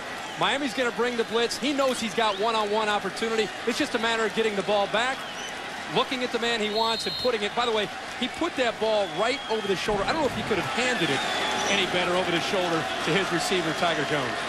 Brock Berlin in Miami, for all the good they did on the last drive, right back where they started. Down 17. Berlin's pass is caught by Darnell Jenkins. He picks up about 8 yards. Lee? Let me show you what LaFleur saw. He saw no safety to the left, and immediately he went to the inside receiver against the strong safety, and that's why it was work. He pre-read the defensive secondary and threw the bomb. Yep. That was a tremendous pre-read by Stephen LaFleur. 16 of 19, 240 passing yards, 3 touchdowns. He could not play any better tonight. He's done everything perfectly. Pickup of 8. Miami's moved the ball well. A 10-play scoring drive to start the quarter. Berlin again. This pass caught by Jenkins across midfield. First down at the 48-yard line. Now we have to watch Louisville, which put pressure on Berlin in that first half. Got Miami out of rhythm. Brock is now getting into rhythm. Again, it's that no huddle, the thing that he's been doing since he was probably in middle school. He's by far, it's the most comfortable he's looked all night. It's because this package is something that he loves. It's the adjustment you guys pointed out here at the start of this third quarter. Louisville walks down some pressure. It's picked up nicely. Berlin down the middle for his tight end, Kevin Everett. Incomplete. The linebacker, Brandon Johnson, running step for step. Well, he got what he wanted. He wanted his tight end, Everett, man-to-man on Brandon Johnson. But Brandon Johnson, 6'5", 208 from Birmingham, Alabama. He can run like, whoo! He looked like a really good defensive back running that. That's a great theory on the blackboard. But when you got a guy like Brandon Johnson that can fly from Birmingham, it don't work. Not to mention earlier, Everett was able to take advantage of his size against McCune. He's 6 feet, 245 pounds. With Johnson, Lee, you said it, 6'5", and can run right next to Kevin Everett. 2nd and 10. Frank Gore trying to bounce it to the outside. Robert McCune and J.T. Haskins make the play there. 3rd down coming up. You know, big picture step back to Louisville last year. John L. Smith leaves from Michigan State a couple of years ago. They hire Bobby Petrino, who went to Jacksonville, worked with Tom Coughlin with the Jaguars. Petrino comes back to the U of L, where he was the offensive coordinator. And last year, 2 days before the Auburn-Alabama game, 4 people, including the president and athletic director and 2 trustees at Auburn, fly up to Louisville to meet with Petrino. They want to bring him down to replace Tommy Tuberville down on the Plains. 3rd and 6. Berlin, his pass is caught for the first down out at the 35 by Akeem Jalla, the sophomore out of New Orleans. Just to finish the point on Petrino, when Auburn came in and tried to hire Bobby Petrino, then Tommy Tuberville goes out 2 days later, wins the Alabama game. Auburn rolls into the bowl game, gets the job done there. And word gets out, which obviously scuttled that plan, and Petrino stays at Louisville, and Tom Jurich, the athletic director, he wanted to keep Bobby Petrino the whole time anyway, and they were able to successfully extend his contract. Not because of the Auburn thing. I think Jurich was going to do it anyway. In any case, you're seeing a little bit tonight, and nationally you may say, well, why is Auburn going after this first-year guy at Louisville? Well, now I think people know why. Yeah, I mean, because Louisville hasn't been on in a big stage. They've been on ESPN, ESPN2. They haven't been in a stage like this taking on Miami before, and now you understand why. Game stopped for a second because Rashard Butler, the left tackle who's in for the injured Eric Winston, had to come out. So Brian Sebald, essentially the 3rd string left tackle, a former tight end, has come in to play left tackle. He's the offensive lineman closest to you on 1st and 10 from the 34.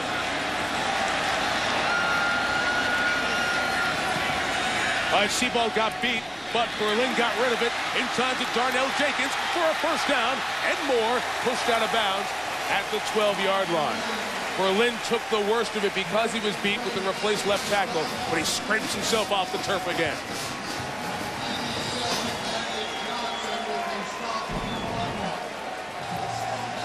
You get one-on-one opportunity, and I tell you, you got to give Brock Berlin a lot of credit. I'm sure he felt that pressure, threw the ball to Jenkins. Jenkins shows what he can do upfield, but once again, you get a new offensive lineman coming in there, 3rd string left tackle. You know Louisville's going to come after him. Remember, Mike made a great point. He was a tight end just a couple of weeks ago. That's right. But the offensive line's been hurting, so he's moved in there. Frank Gore runs away from that left side, over to the right, into the short side, or rather, Quadrant Hill, and gets it over to the 11-yard line, just a gain of a couple there. scholarship reductions down to 85. The one spot that feels it the most is the offensive line. And Arkeho, one of the things he tries to do, I think all offensive line coaches try to do this, is find 7, 6 or 7, maybe 8 if you're lucky, guys you can win with, and then teach them different positions and be diversified up front. That way, if you get an injury, you can reshuffle that offensive line still with your top 6 or 7 guys. That's what Miami's done. That's what the NFL has done for years because of their numbers. Miami a chance here. Berlin time. And a gun. And a touchdown to Akeem Jala. See what I'm talking about? This guy in the shotgun, he gets back there, and he looks like a different guy. He's comfortable. You see the arm strength. You see the accuracy. He might be down by 17. He's not. He's just going to keep coming, and he's going to keep coming, and these receivers are getting open. But what a difference in attitude from Brock Berlin. Guess what? Rashad Butler came back in, and they gave him some protection, too. He had time that time. Before Petty's extra point, penalty marker down. So let's check the flag first. There's no play. The ball was not marked ready. Have one play from the 3-yard line.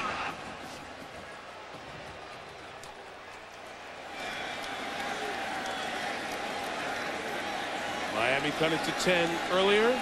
Bobby Petrino's team with the fake punt got it back and answered. And Miami's answered, 31-21. Just feels like Miami's coming, guys. Louisville did such a good job with the fake punt and then coming down to go back up 17. He just has that feel right now that Miami's coming. But I'm telling you, if Miami doesn't do something to change their defense, they ain't never going to catch it because the Cards are going to score. You got to be ready for the fake punt. 31 points and they're still going. Last series. That is the second career touchdown for Akeem Jala. His most important, his first one, was in his first game of his freshman year against FAMU, Florida A&M University. College football Saturday. Another one of the 5 matchups of top 25 teams this week. Number 6, Virginia in Tallahassee to take on number 7, Florida State. Ron Franklin, Mike Gottfried, Aaron Andrews have it for you. Also available on ESPN HD at 7:45 Eastern. This is the first of the 5 matchups of teams in the polls. You'll see all of them on ESPN, ESPN2, and ABC this weekend. Good opportunity to return the kick. Gates to get up to the 27. Jill Arrington has a guest who's pretty happy right now. Absolutely. I'm here with Louisville's athletic director, Tom Jurich. Now tell me, how important is it for the Louisville program to get into the Big East? Well, we're excited about it. First of all, geographically, it's going to mean so much. But to be able to have an opportunity to play in the BCS, it gives us the national foundation that we need and the platform that we need. And we're so excited about that. We have all the respect in the world for Conference USA. It was a great conference for us. But I think our program, as far as football and basketball goes, is going to really be able to flourish in the Big East. Well, your team's looking great out there today. What would a win over a top-ranked Miami team mean for your football program? Well, first, there's a lot of football left, as you can see. But it would be great. I think it would really put us in this national spotlight, and I think we're a great secret out there, fastly becoming a well-exposed story. But we got a fabulous coach in Bobby Petrino. Absolutely, he's getting a lot of attention tonight. Back to you guys. Thank you, Jill. Tom's one of the best athletic directors in the country. This is a meeting of the Big East, past and future. Miami left the conference to go to the ACC along with Virginia Tech.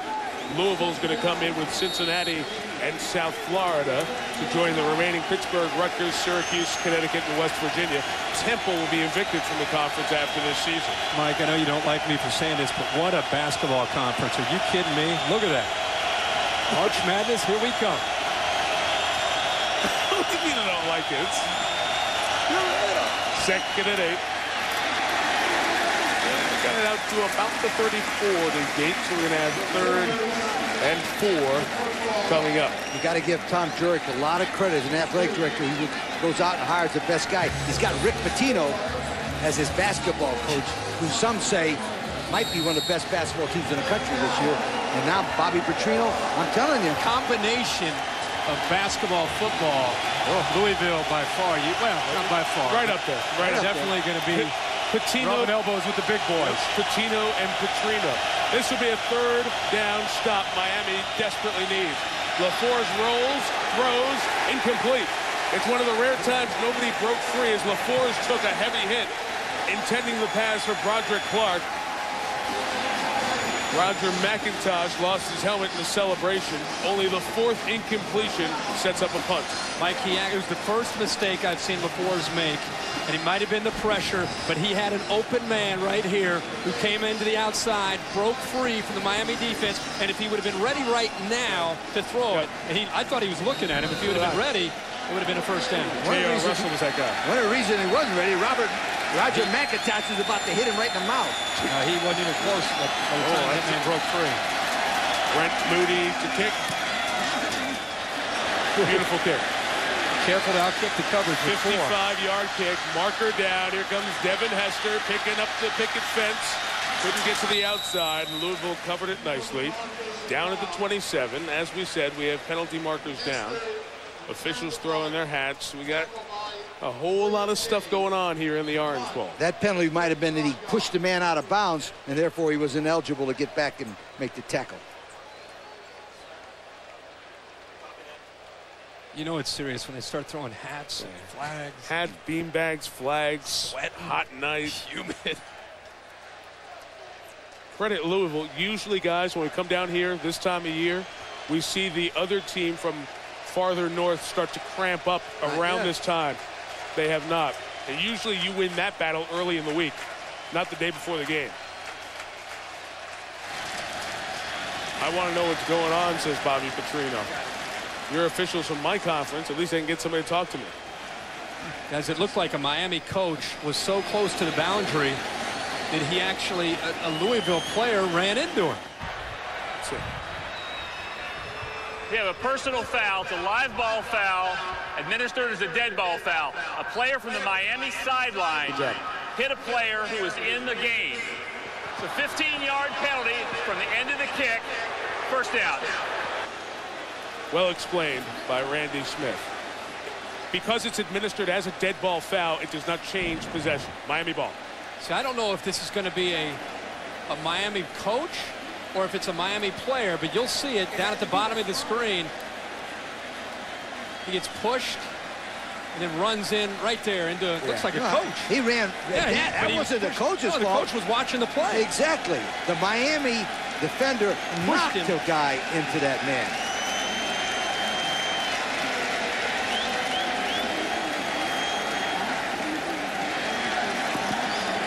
First down from the 6-yard line. It's not like the late 50s with Tommy Lewis of Alabama and the Cotton Bowl coming on the field to make a tackle. Of course, we've seen incidents before like that. That was purely accidental in terms of the coach's side on the sideline. But again, the key there was how the penalty is administered. It happened during the possession from its own 6-yard line.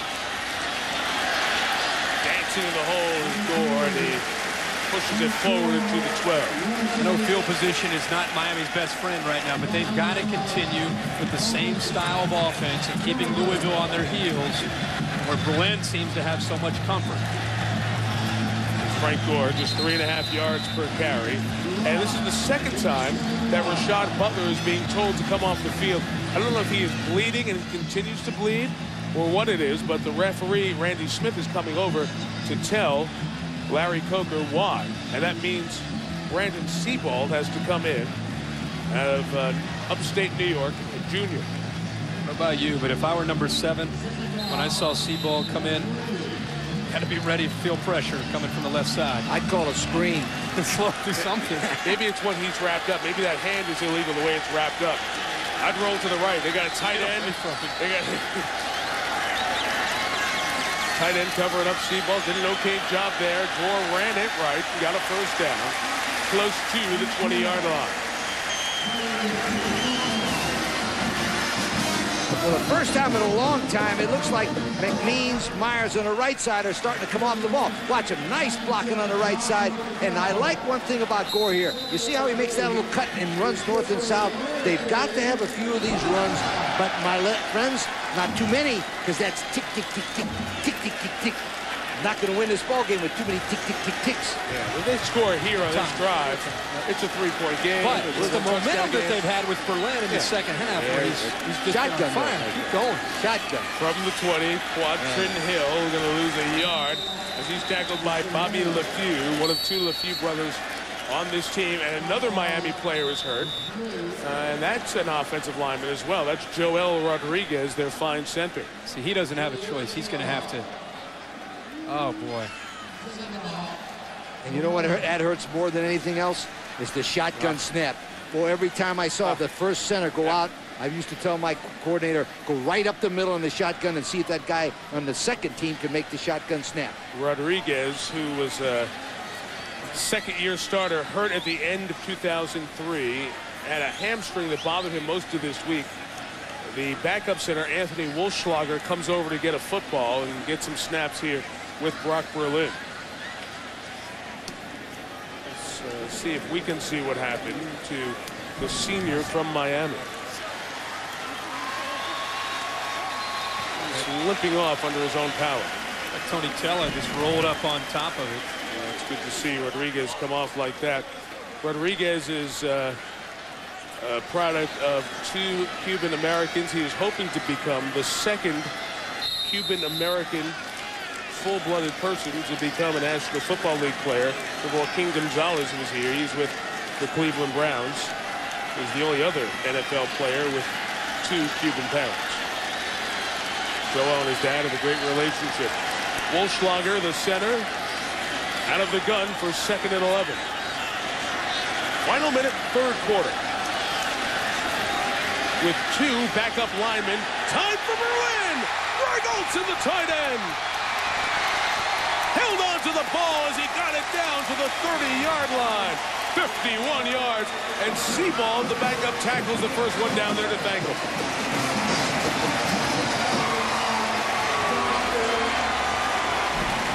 Louisville sitting back. Olsen, who made some plays earlier, is able to get upfield. And this is the way you attack a defense. It's sitting back and playing with 2 safeties. Nobody runs with Olsen down the middle of the field. That's on a linebacker. He's got to get vertical and stay with him. That's because they blitzed from one side and nobody picked him up. The free safety made a mistake there. Both linemen who were out just came back in. From the 30, Berlin. Lance Leggett. Out of bounds back to the 23-yard line. Officially a pickup of 7 yards. Berlin is 10 of 11 this quarter. As you'll see in the top of the picture, there's a blitz on. He just runs what they call a seam cut. And number 97, Brandon Johnson, who was supposed to pick him up, and remember, ran with him about 10 plays before, just missed him. It was a bad assignment mistake, not a physical mistake. Yeah, he did such a good job running the play before as a linebacker, getting vertical that time. Blown assignment again. Lance Leggett, 1 receiver, bunch formation to the bottom of the screen. With the tight end, Olsen, the top of the bunch. Berlin works to get it free. Darnell Jenkins out of bounds at the 10. 1st and 10 for Miami. They're just outside the 10-yard line. 11 to 12 this quarter, Brock Berlin. Where was his rhythm in the first half? I mean, he looked lost. Forget about the injury. This time he feels pressure from the outside. He does exactly the way he's taught by Dan Warner, the offensive coordinator and quarterback coach. Step up, away from the pressure, and then get the ball to an athlete who can make a play, and it's a first down for the Canes. Roscoe Parrish came out of the huddle clapping his hands. Number 1 in the slot wants the ball in the worst way. It's like, come on, give me another touchdown. Wants that slant. Pressure coming.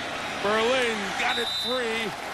Caught and dropped by Jenkins with 6 seconds left here in the 3rd quarter. And remember, by the way, if it gets close in the 4th quarter, Louisville's going to be going into the closed end of the Orange Bowl.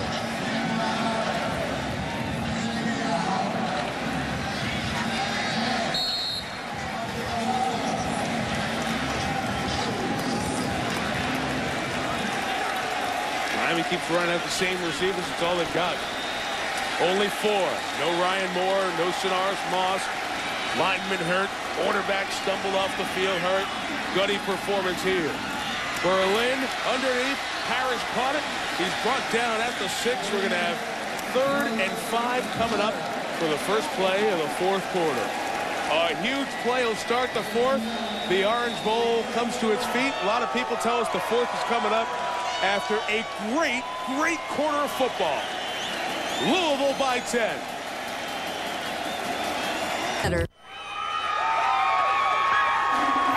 Tonight's game available on ESPN HD, thanks to Best Buy and Phillips.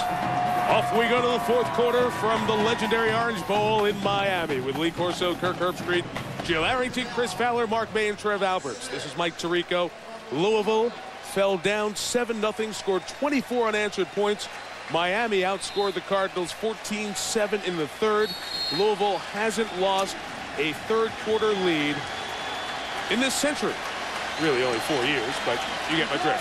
The fourth quarter begins with 3rd and 6 for Brock Berlin, who's been darn near perfect here in the second half. Cardinals bring the heat. Berlin puts it up. Incomplete. No flag. Lance Leggett, the freshman, the tallest of the receivers, tried to pull it down. William Gay has made 3 great third down plays tonight. William Gay's 5'11" against Leggett's 6'4", but he goes up in good position to knock it down. And I keep bringing this up. William Gay is from Tallahassee, Florida. So he's played a lot of good football in that area. It's a nice defensive play. One of the few poor throws by Brock Berlin. He's got to throw that to the corner to give Leggett a chance to out-jump him. He just brought it back too much. 24-yard field goal. Great angles. You see John Petty steer it in from the left hash, and it's a one-possession game. 31-24, 7 seconds into the fourth quarter. Louisville has shown you that these teams that are, quote, BCS busters can really handle the big stage. We'll talk about some of the others with the Cardinals right after this.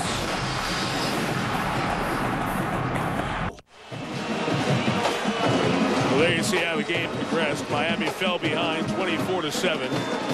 That great third quarter had 310 yards of total offense and essentially 4 scoring drives as Petty pays off that last one with a field goal 7 seconds into the fourth quarter. Monroe kicks it for Miami. And the return for Broderick Clark. Got a flag. You could see the Louisville player, Antoine Sharp, the cornerback, was trying to get his hands out of the way, so he was not whistled for holding. Couldn't do it. Number 5 on the call.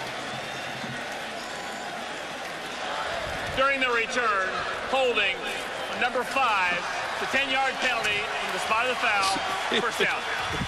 So bring him back a little bit. Well, there are the 4 schools, not in the 6 top leagues, the non-BCS leagues. Without the automatic bid, if you win in that league, you automatically go to the Bowl Championship Series. If you have a great finish, like in the top 6, you have to go. Top 10, they can consider you. They wear the tag, and they have very few chances to prove it, and almost always on the road. Louisville is taking the most advantage of that opportunity so far tonight. We saw Utah beat a good Texas A&M team. They haven't lost. I don't know if anybody's going to beat Utah, do you? I think the argument here is not so much could these teams survive in the SEC or the Big 12 week in and week out. It's what could they do given an opportunity in one game. Could they beat a Miami? Could they beat a Tennessee? Yeah. Teams of that caliber? Without question, especially if you get Boise on the blue turf. Boise, Utah, and Louisville, I think, have proven that. Stephon LaForce has played all the way for the U of L. From the 13, his pass is incomplete. Intended for Gary Barnage, the freshman second-string tight end. Merriweather, the big hit earlier in this quarter, comes up with a breakup there. Quarterback numbers tonight.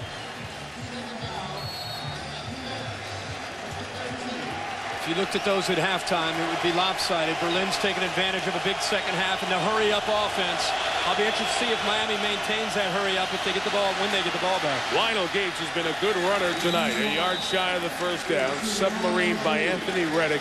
That freshman, Anthony Reddick, is going to be terrific.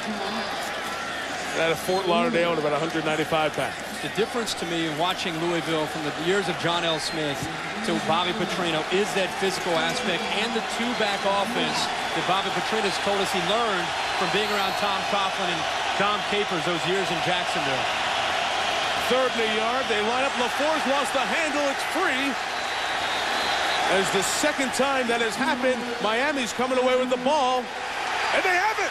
The Canes come up with the turnover.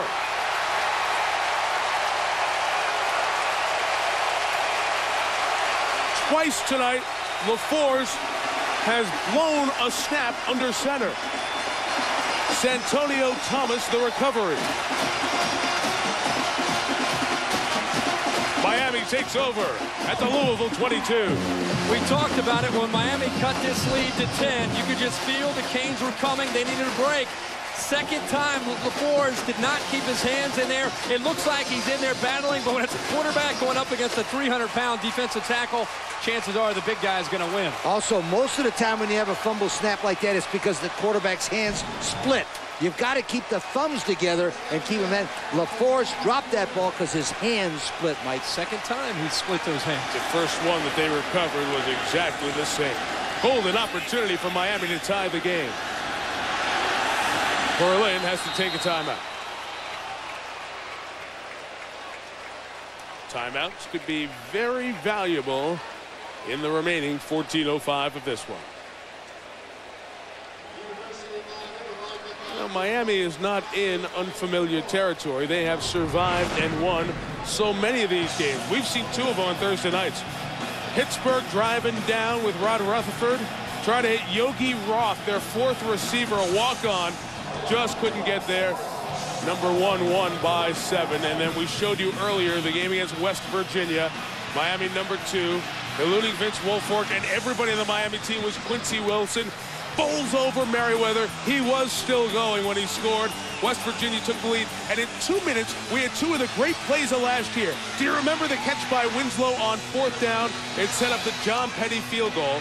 And although West Virginia came in and played a great game, Rich Rodriguez and company walked out with a 2-point loss. And Rich Rodriguez and West Virginia never lost another game until this year against Virginia Tech.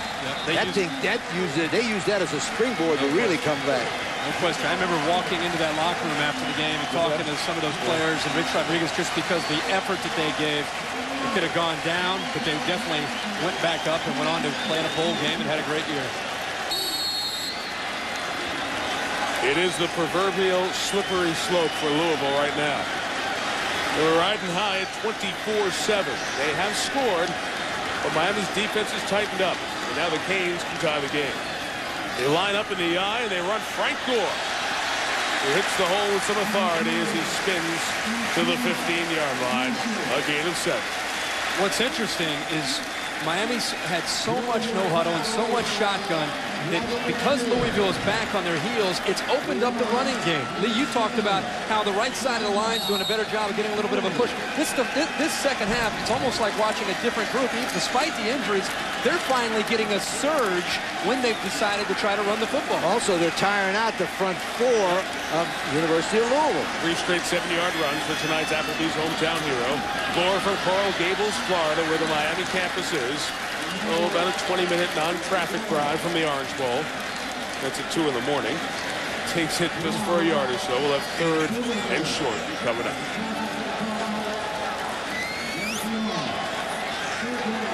It's a great buzz in here, isn't there? Come on. Something big's going to happen. Who's going to do it? What's it going to be? Will it be another moment that we can say we were here in the Orange Bowl when it happened? This is the kind of situation on short yardage. If a guy ever breaks the first group, he goes for a touchdown. You got to be very careful, Louisville does, not to have him go all the way for a touchdown. 3rd and a couple. The tight end Olsen in motion. Here comes Gore. He ran into his own offensive lineman who was trying to pull out there. Tyler McMeans, the right guard. Field goal is what the coach says. Make it a 4-point game. Forrest feels a lot better now.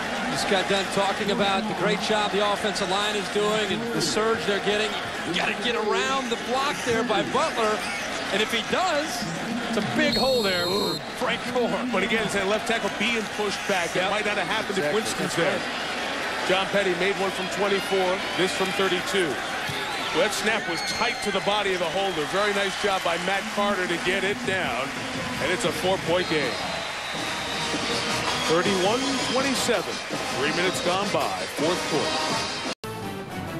ESPN's College Football Primetime is presented by Cooper Tires Ultimate Bowl Tour.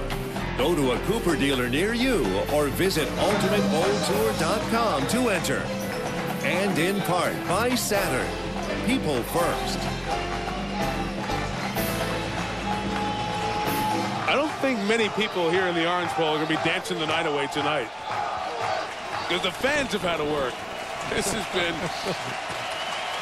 Thank you. Who, LC? Both you guys. Oh, yeah, right. Yeah. LC, we've seen his moves. 31-27.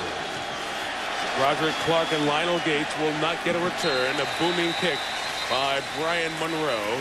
His third touchback of the season. Just tuning in, you have missed so far one of the better performances by a quarterback against this Miami Hurricane defense that we've seen in years. LaForce has made key throws. He's used his athletic ability to get outside and break contain. It's been a heck of a combination of play calling and LaForce, his poise and patience and leadership.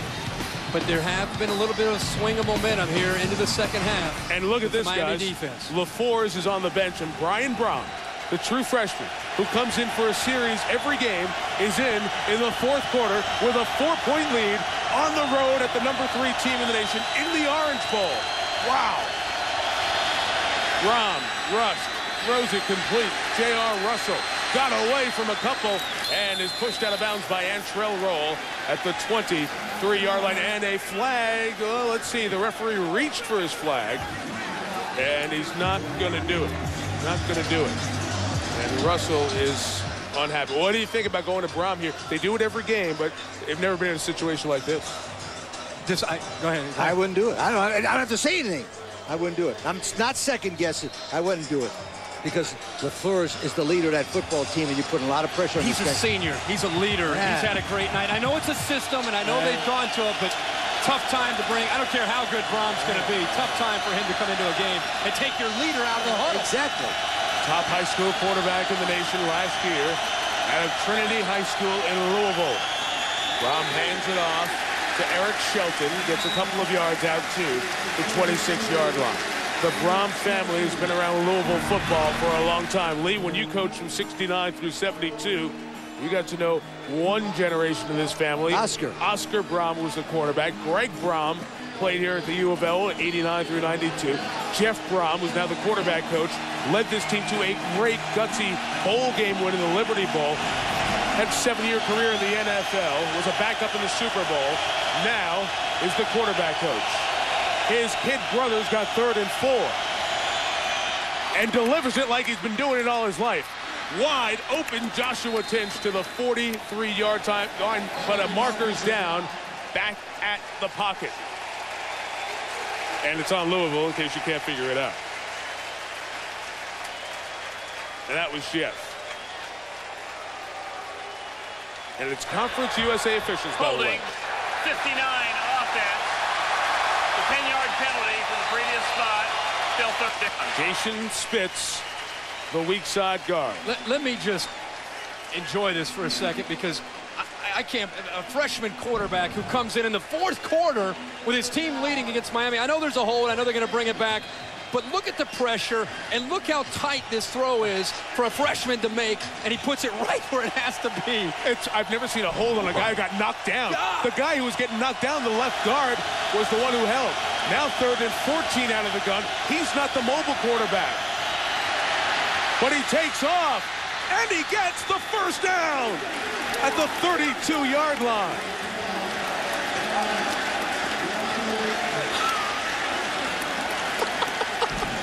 Well, now we know why he gets a chance to get in there and show what he can do, whether we agree with it or not. Man coverage has cost Miami all night long when it comes to the quarterback running. Brom might not have the speed of LaFleur's, but he sure took advantage of this again on 3rd down. What did I say in a coaching adjustment?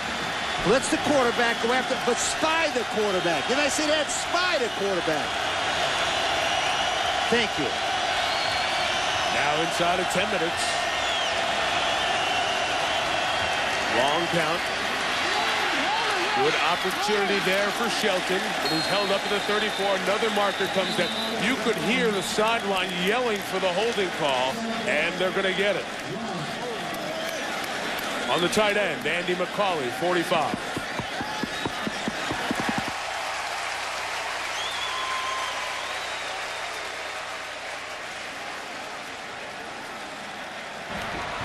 Holding 45 on the offense. It's a 10-yard penalty for the spot of the foul.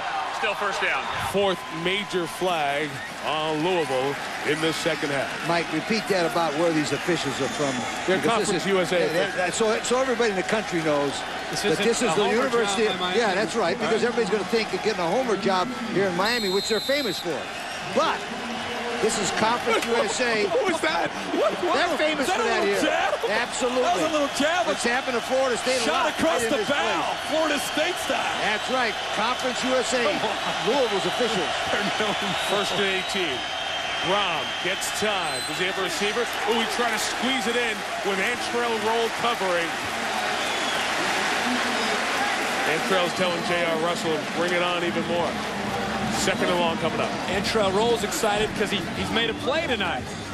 It's the first time we've really called out his name and had a chance to make a play. Man coverage, a little bit of push in there, but he does come up once the ball's in play, comes up and puts the ball down. Yeah, there was a little bit of pushing there going up the route. Russell's done well tonight against Roll. This time Roll rolls to the other side against Broderick Clark. And a run with Eric Shelton, who hit it hard, got out to the 37-yard line before Reddick and Merriweather met him. A pickup of 13. We're inside in 9 minutes with third and about 5 coming up.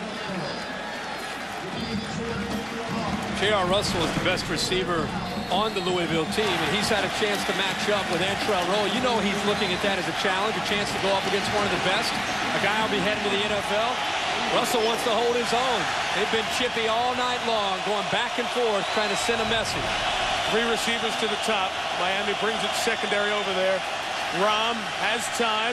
Underneath, through, deflected and incomplete. It was in and out of the hands of Joshua Tinch, then ricocheted up into the air. It was a tight window he was trying to squeeze it into. Yeah, Mike, he threw to the wrong guy. The underneath receiver, Mike, was wide open, and he went to the deeper receiver.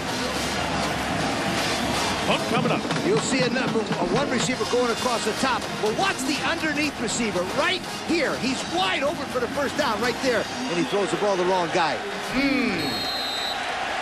Brent Moody out of Tallahassee hit a couple of big punts here recently. Devin Hester awaits. Returnable, 41-yarder. Hester from the 22. Picking up blocks. He hit the middle hard. Devin Hester, the punter to beat. He beat him. The Miami Hurricanes take the lead. Touchdown.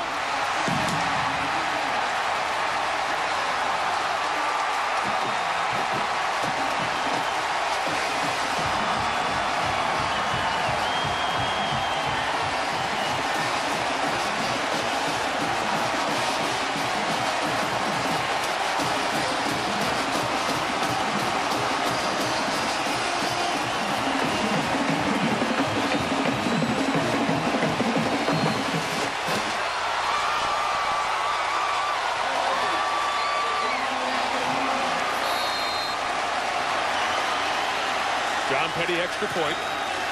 Miami was down 24-7. They lead 34-31. For the third time this year, Devin Hester brings a punt back. He had a kickoff return called back at the start of this half. He takes it to the house, and what a house this is. In the Orange Bowl, Miami back on top.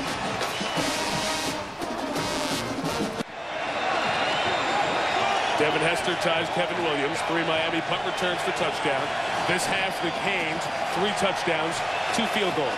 No punts, no turnovers, 24-7 deficit erased. And this place is delirious. But there's still time left.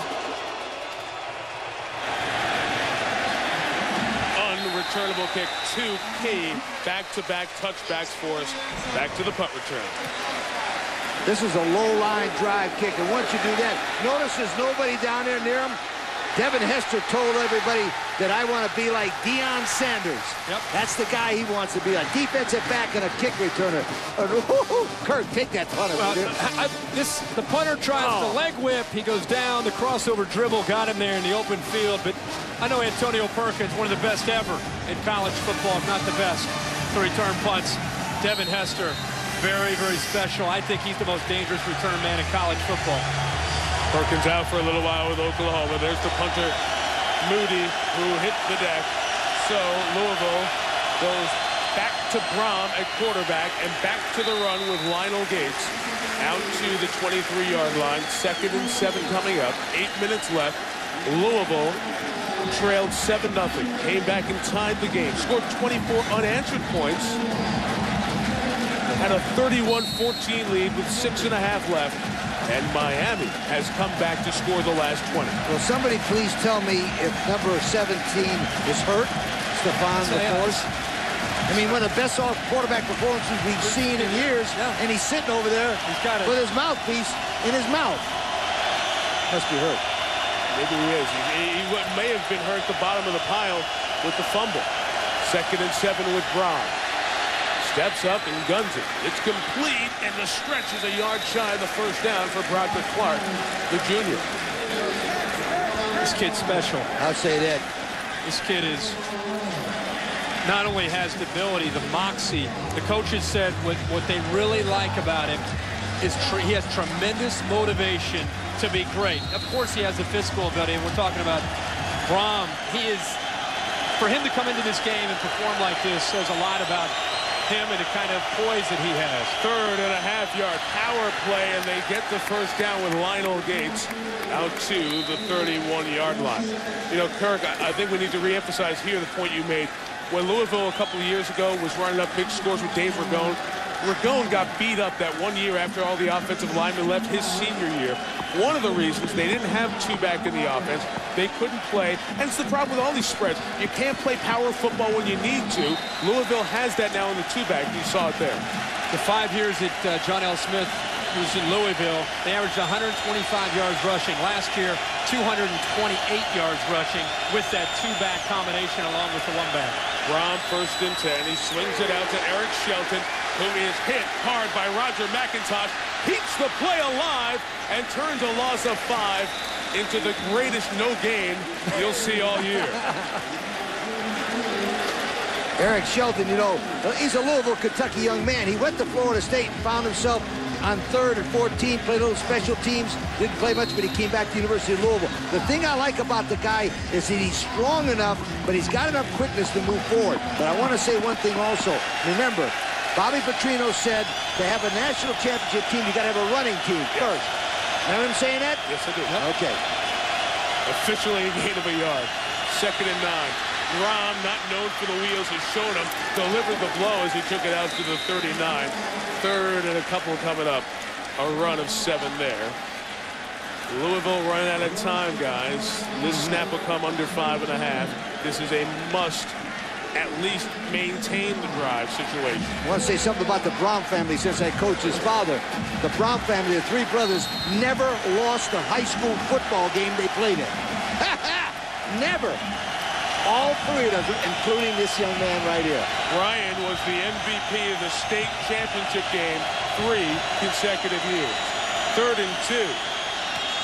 First down catch for Montrell Jones down the sideline, way back out of bounds at the 46, but he gets it past Kelly Jennings. Pick up a 15. Here's Jill with an update from the Louisville side. That's right. Stephon LaForce, coach, you were asking, he got his bell rung in the 2nd quarter. He did come out in the 3rd quarter, but he wasn't all there. He's still hazy, so they took him out of the game and put Brian in. One of those signs, Jill, is that he's not carrying his helmet. Usually it's a giveaway. When a guy doesn't have his helmet, the training staff is taking it away from him. And this is where having Brian Brom ready to go and having him take real reps, at least give him a chance to come in and execute because of the experience he has in 4 games. Inside handoff, Lionel Gates. He bounced off the hit and takes it deep into Miami territory. He bounced off another hit and takes it to the 18-yard line. Greg Threet has played well all year, but man, he was steamrolled by Lionel Gates. You have to understand that Greg Threet is the #1 tackler on the Miami Hurricane defense. He's a physical safety that likes to come up and hit the running back. That time, he not only wasn't able to run up and support with the arms, but Lionel Gates has shown us tonight he's got more speed than any other back they have. Also, the power to go along with it. He's 6 foot 225. You know where he's from? Jacksonville, Florida. They got a bunch of those Florida guys. Florida tonight, huh? Big plug for Florida, boy.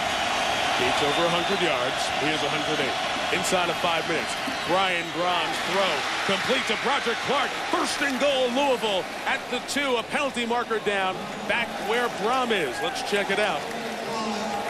May have hit him after he got rid of it, which would move it down to the 1. Personal foul, roughing the passer, 96 on the defense. Penalty will be half the distance from the end of the run. First down. If you were just joining us, where have you been? Yeah. Where have you been? Man, this has been great, and it's going to get even better. Louisville fell behind 7-0. 2 undefeated teams meeting. They scored the next 24, led 24-7 at the break. The Orange Bowl was shocked. Miami has charged back. They've scored the last 20 to take the lead. The last one on a punt return for touchdown by Devin Hester. Now Louisville has it first and goal at the 1 with its backup quarterback, a true freshman, Brian Brom, in the game. Gates is the running back. Lionel takes it and takes it to the goal line and in for a Louisville touchdown. And the Cardinals with one of the great responses you'll ever see. With a young freshman quarterback who was 4 for 4, 37 yards, and a 7-yard scramble. I was wrong. I know he's in there because of the injury, but golly, that Brian Brom is a player. 9 plays, 80 yards, 3 minutes and 41 seconds. And this is right after the huge return by Hester, where I think a lot of people thought finally Miami came back and took the lead. This one's over. Brian Brom and the Cardinals say, not so fast, my friend. Not fast, so I'm telling you. That was a huge extra point, and the snap wasn't great. What a great job that was done there by Moody, the punter, who just got beat because LaForce is out. The holder did a great job getting that down. Man alive. Now Brock Berlin, who's been nothing short of brilliant in this fourth quarter, has to respond. It's 38-34. Stephon LaForce, if you just joined us, was great for 2.5 quarters. Jill just told us his bell was rung. He fumbled here early in the fourth quarter, and he had to come off the field. Brom has responded, and now Berlin, who has done a terrific job, will have to answer what Brian Brom just did on that drive.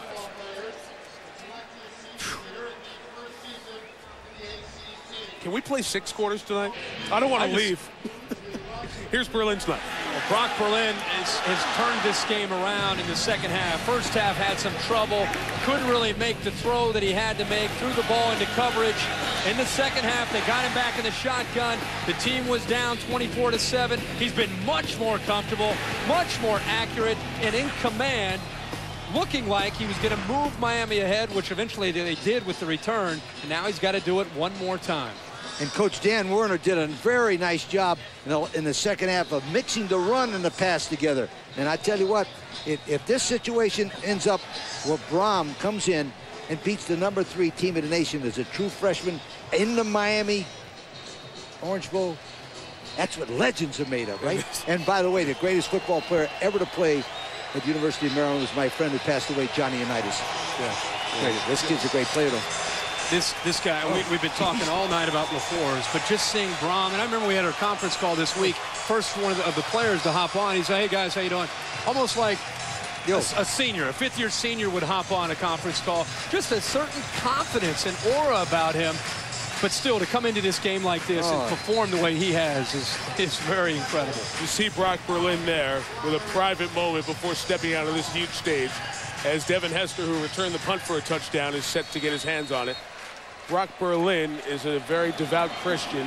His faith has gotten him through all the trials and tribulations that come with the uniquely intense spotlight that is quarterback at Miami. Will Hester give him good field position? Let's see. From the 10. Reverses field. Reverses field again. Oh, he's got blocks here, guys. He's got blocks here. Hester hit it. He's across the 30 and pushed out of bounds at the 44-yard line. 34 on the return. A Miami team looking for a home run hitter. He got helped that time by Anthony Reddick with a great block. With all these injuries they have at receiver, Hester played receiver last year. I'm trying to figure out why they've moved him over to play corner. Looks like Dante Hall here, just trying to find a seam. The blockers finally align themselves, and he hits the seam. What a special effort there by Hester to give them field position. One of the reasons why he moved to corner, because he wants to be like Deion Sanders.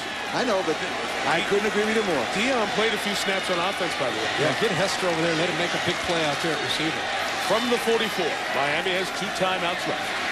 Berlin is flush. He's running. And he's right at the first down mark. You talk about Brian Bromley and the Brom family never losing. Brock Berlin almost never loses. Our EA Sports look at Brock Berlin, 60-2 as a starter. When he was the USA Today Player of the Year out of Evangel Christian High School in Shreveport, he never lost. 15-2 in college, including that one start as a Mighty Gator.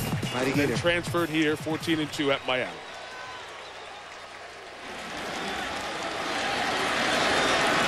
At the Louisville 45.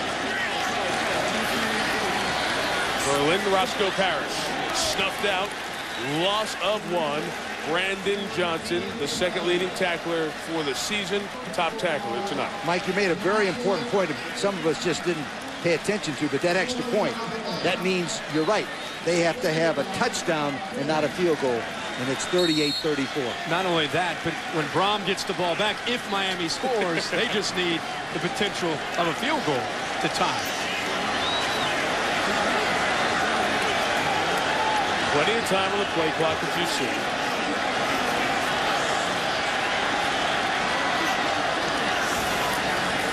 Four in the pattern.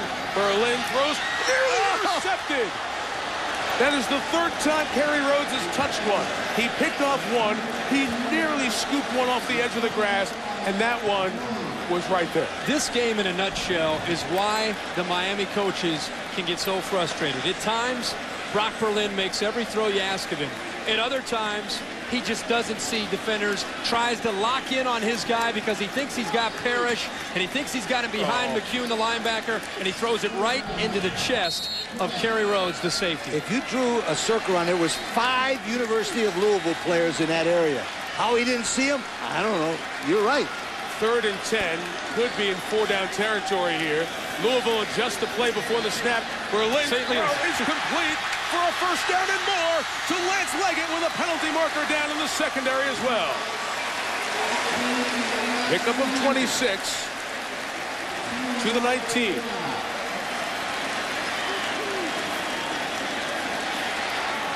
See what this flag is going to be downfield. A 5-yard face mask will bring it to the 14. Face mask.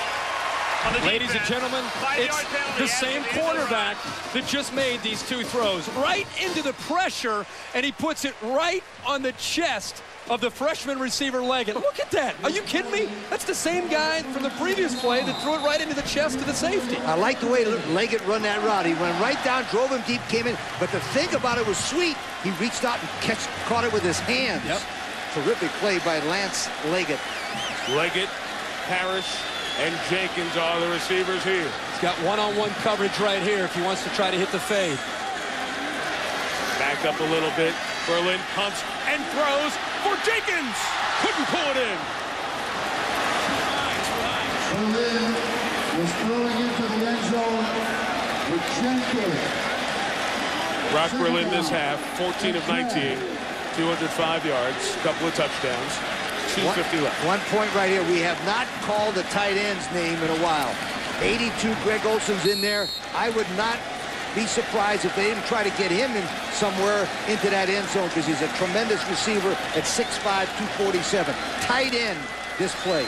Not only that, Greg Olson. You know, they had Olson and Everett, the combination of the 2. Yeah. One of those guys. I'm looking for him right now. They line up in the eye with one receiver. Tyrone Moss is the back.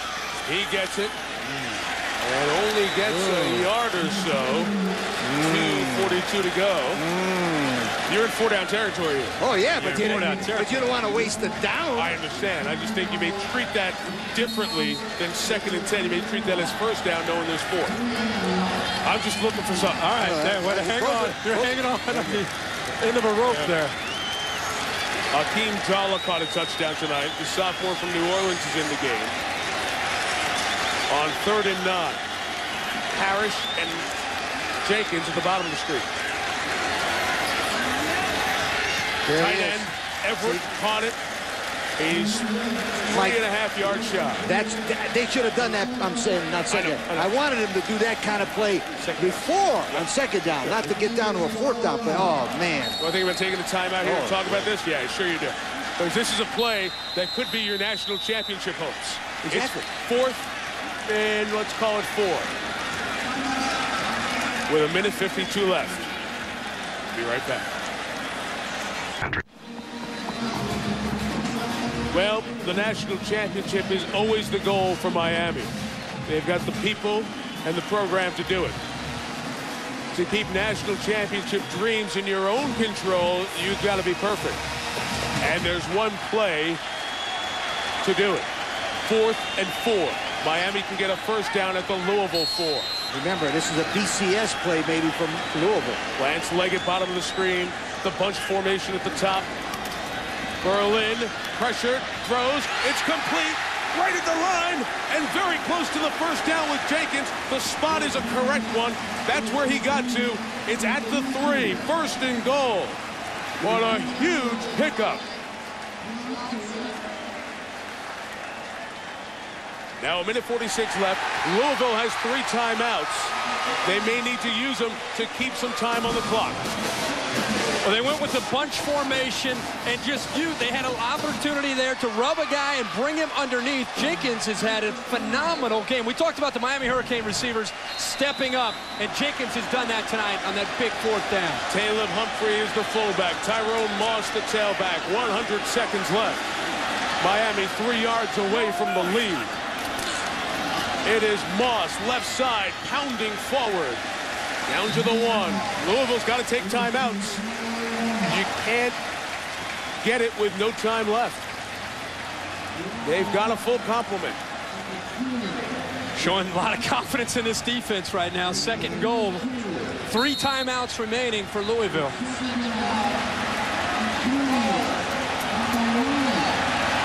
Buck Ortega, another tight end, comes in. I don't understand not taking timeout. Frank Gore comes in the backfield. He ran it in overtime against Florida State. Will he get another big touchdown here this season? Here is Gore. Left side. Touchdown, Miami.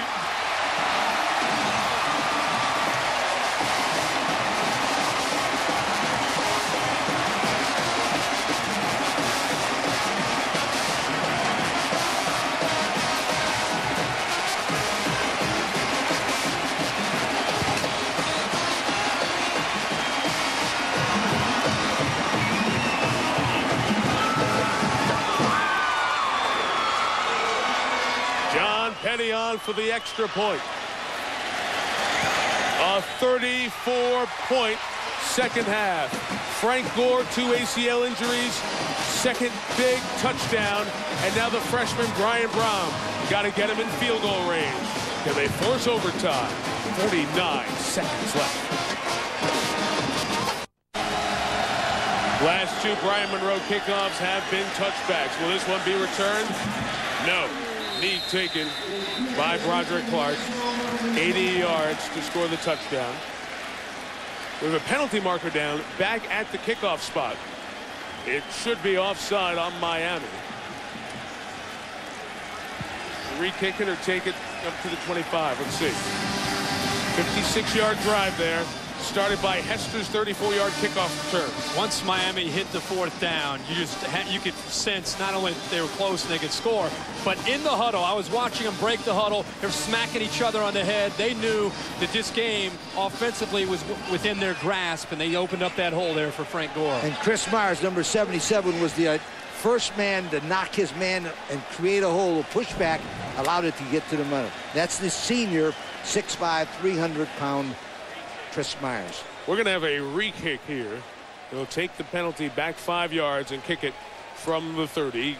Gives us a second to remind you that Stuart Scott and Susie Colbert are standing by, ready for SportsCenter. As soon as we're done, we'll look at those undefeateds in the Big Ten. Wisconsin and Purdue hook up this week.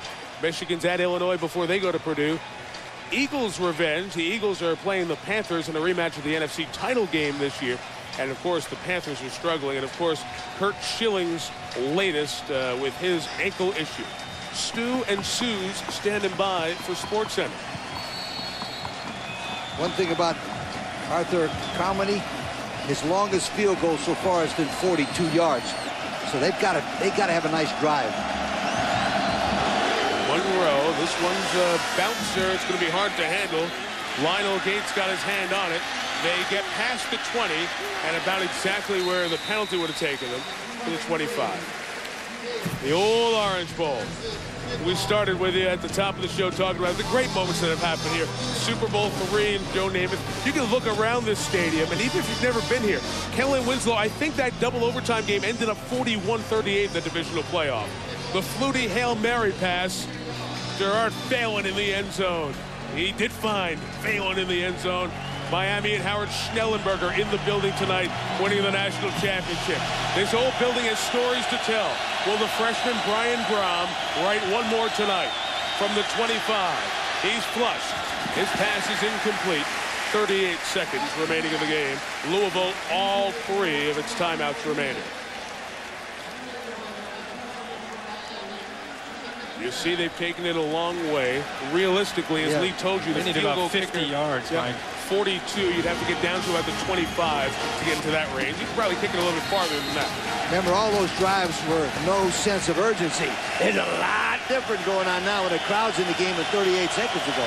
The urgency, and also Miami knows exactly what's coming. Protected, swinging out to Gates. Look out, Merriweather has him measured. Gates gets out of bounds to save time, but now it's 3rd and long. It's 3rd and about 17. He's saving time, and he lost about 7 yards. I mean, you got 3 timeouts. And there's nowhere to go there, but not a good-looking play there, as well as Bobby Petrino's called this game tonight. Not a good play there for Brian Brom on 2nd and 10. Now Louisville's going to take time out here with 31 seconds to go. We're going to have time. I'm sure they'll discuss it on SportsCenter afterwards, the impact of this game. And the game's not over yet. But you would certainly say, coming away from this game, no matter what happens in the last 31 here, that Louisville has proven that they belong not just maybe where their ranking is, but even a little bit higher, perhaps. Never dreamed we've had a 41-38 game with University of Miami's defense. I mean, never. I never dreamed that we would actually see Miami offense that's been banged up with injuries, that's been struggling to find any continuity, put 34 points up in the second half to put themselves in a position to win. I know the defense kept them around in the second half, but that offense has really stepped up, led by that quarterback, Brock Berlin. And again, some of the small things that happen in a game. Stephon LaForce gets dinged in the second quarter. Comes out in the third quarter. They scored. Remember, a fake punt did most of the work on that drive. Wasn't as sharp as he was. Credit some of Miami's defense. Who knows how banged up he was. And then a snap that he mishandles in the third leads to a Miami score. So special players for Miami. Great plus game. what's happened here with Louisville. Hester. Yeah, that's the big one. Devin Hester. Devin Hester. He's the man. Changed the game, that's for sure. His huge punt return. 3rd and 17. Brom has to take off. Needs to get to the 35 for the first down. The 32 should take a timeout here with 22 seconds. Spun down one more to 21 remaining in the game. They've got 4th down. They need to get 4 for the first down. Then after that, they need about 40 more yards.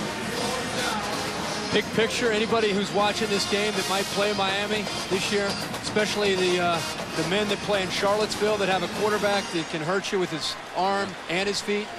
Miami, their biggest weakness is when they get into man coverage.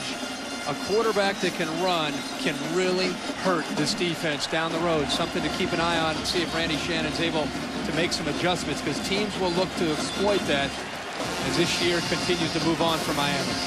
4th down here, guys. Couple of yards to get. They've been good in their short passing game thus far tonight. Where do you think you want to go here? I'd go to number 9, Joshua Tinch. Somehow put him in the tight end position at 6'4" or 6'3", 215, and run him somewhere. But I would look definitely for number 9.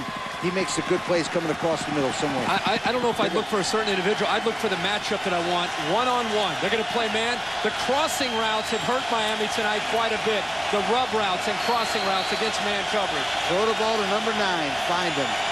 4th down. Nobody over this guy. Brom took a low snap. Throws complete. They've got the first down and more. Out to midfield with Montrell Jones. The guys, they need about 20 or 25 yards. 15 seconds. They have a timeout left. Clock starts. Brom kills it with 12 seconds remaining. Keep in mind, guys, that the quarterback that's under center right now was not only getting ready for the homecoming dance, but also he's on the high school football field last year making these plays. Let's just make a point about Carmody. He's a redshirt freshman. His long's 42. High school last year, his long was 45, or 2 years ago, excuse me. So you get somewhere around the 25 and the 30, you can take a shot. What win there is tonight will be into his face if he does get to kick. Miami takes a timeout to get its defense sorted. That's the Canes' last.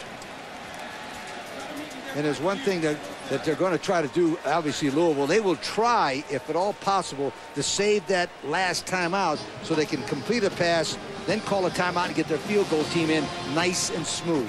They don't want to get in and have to spike the ball and run the kicker out, and all kinds of things happen. Save that timeout, try to kick the winning field goal.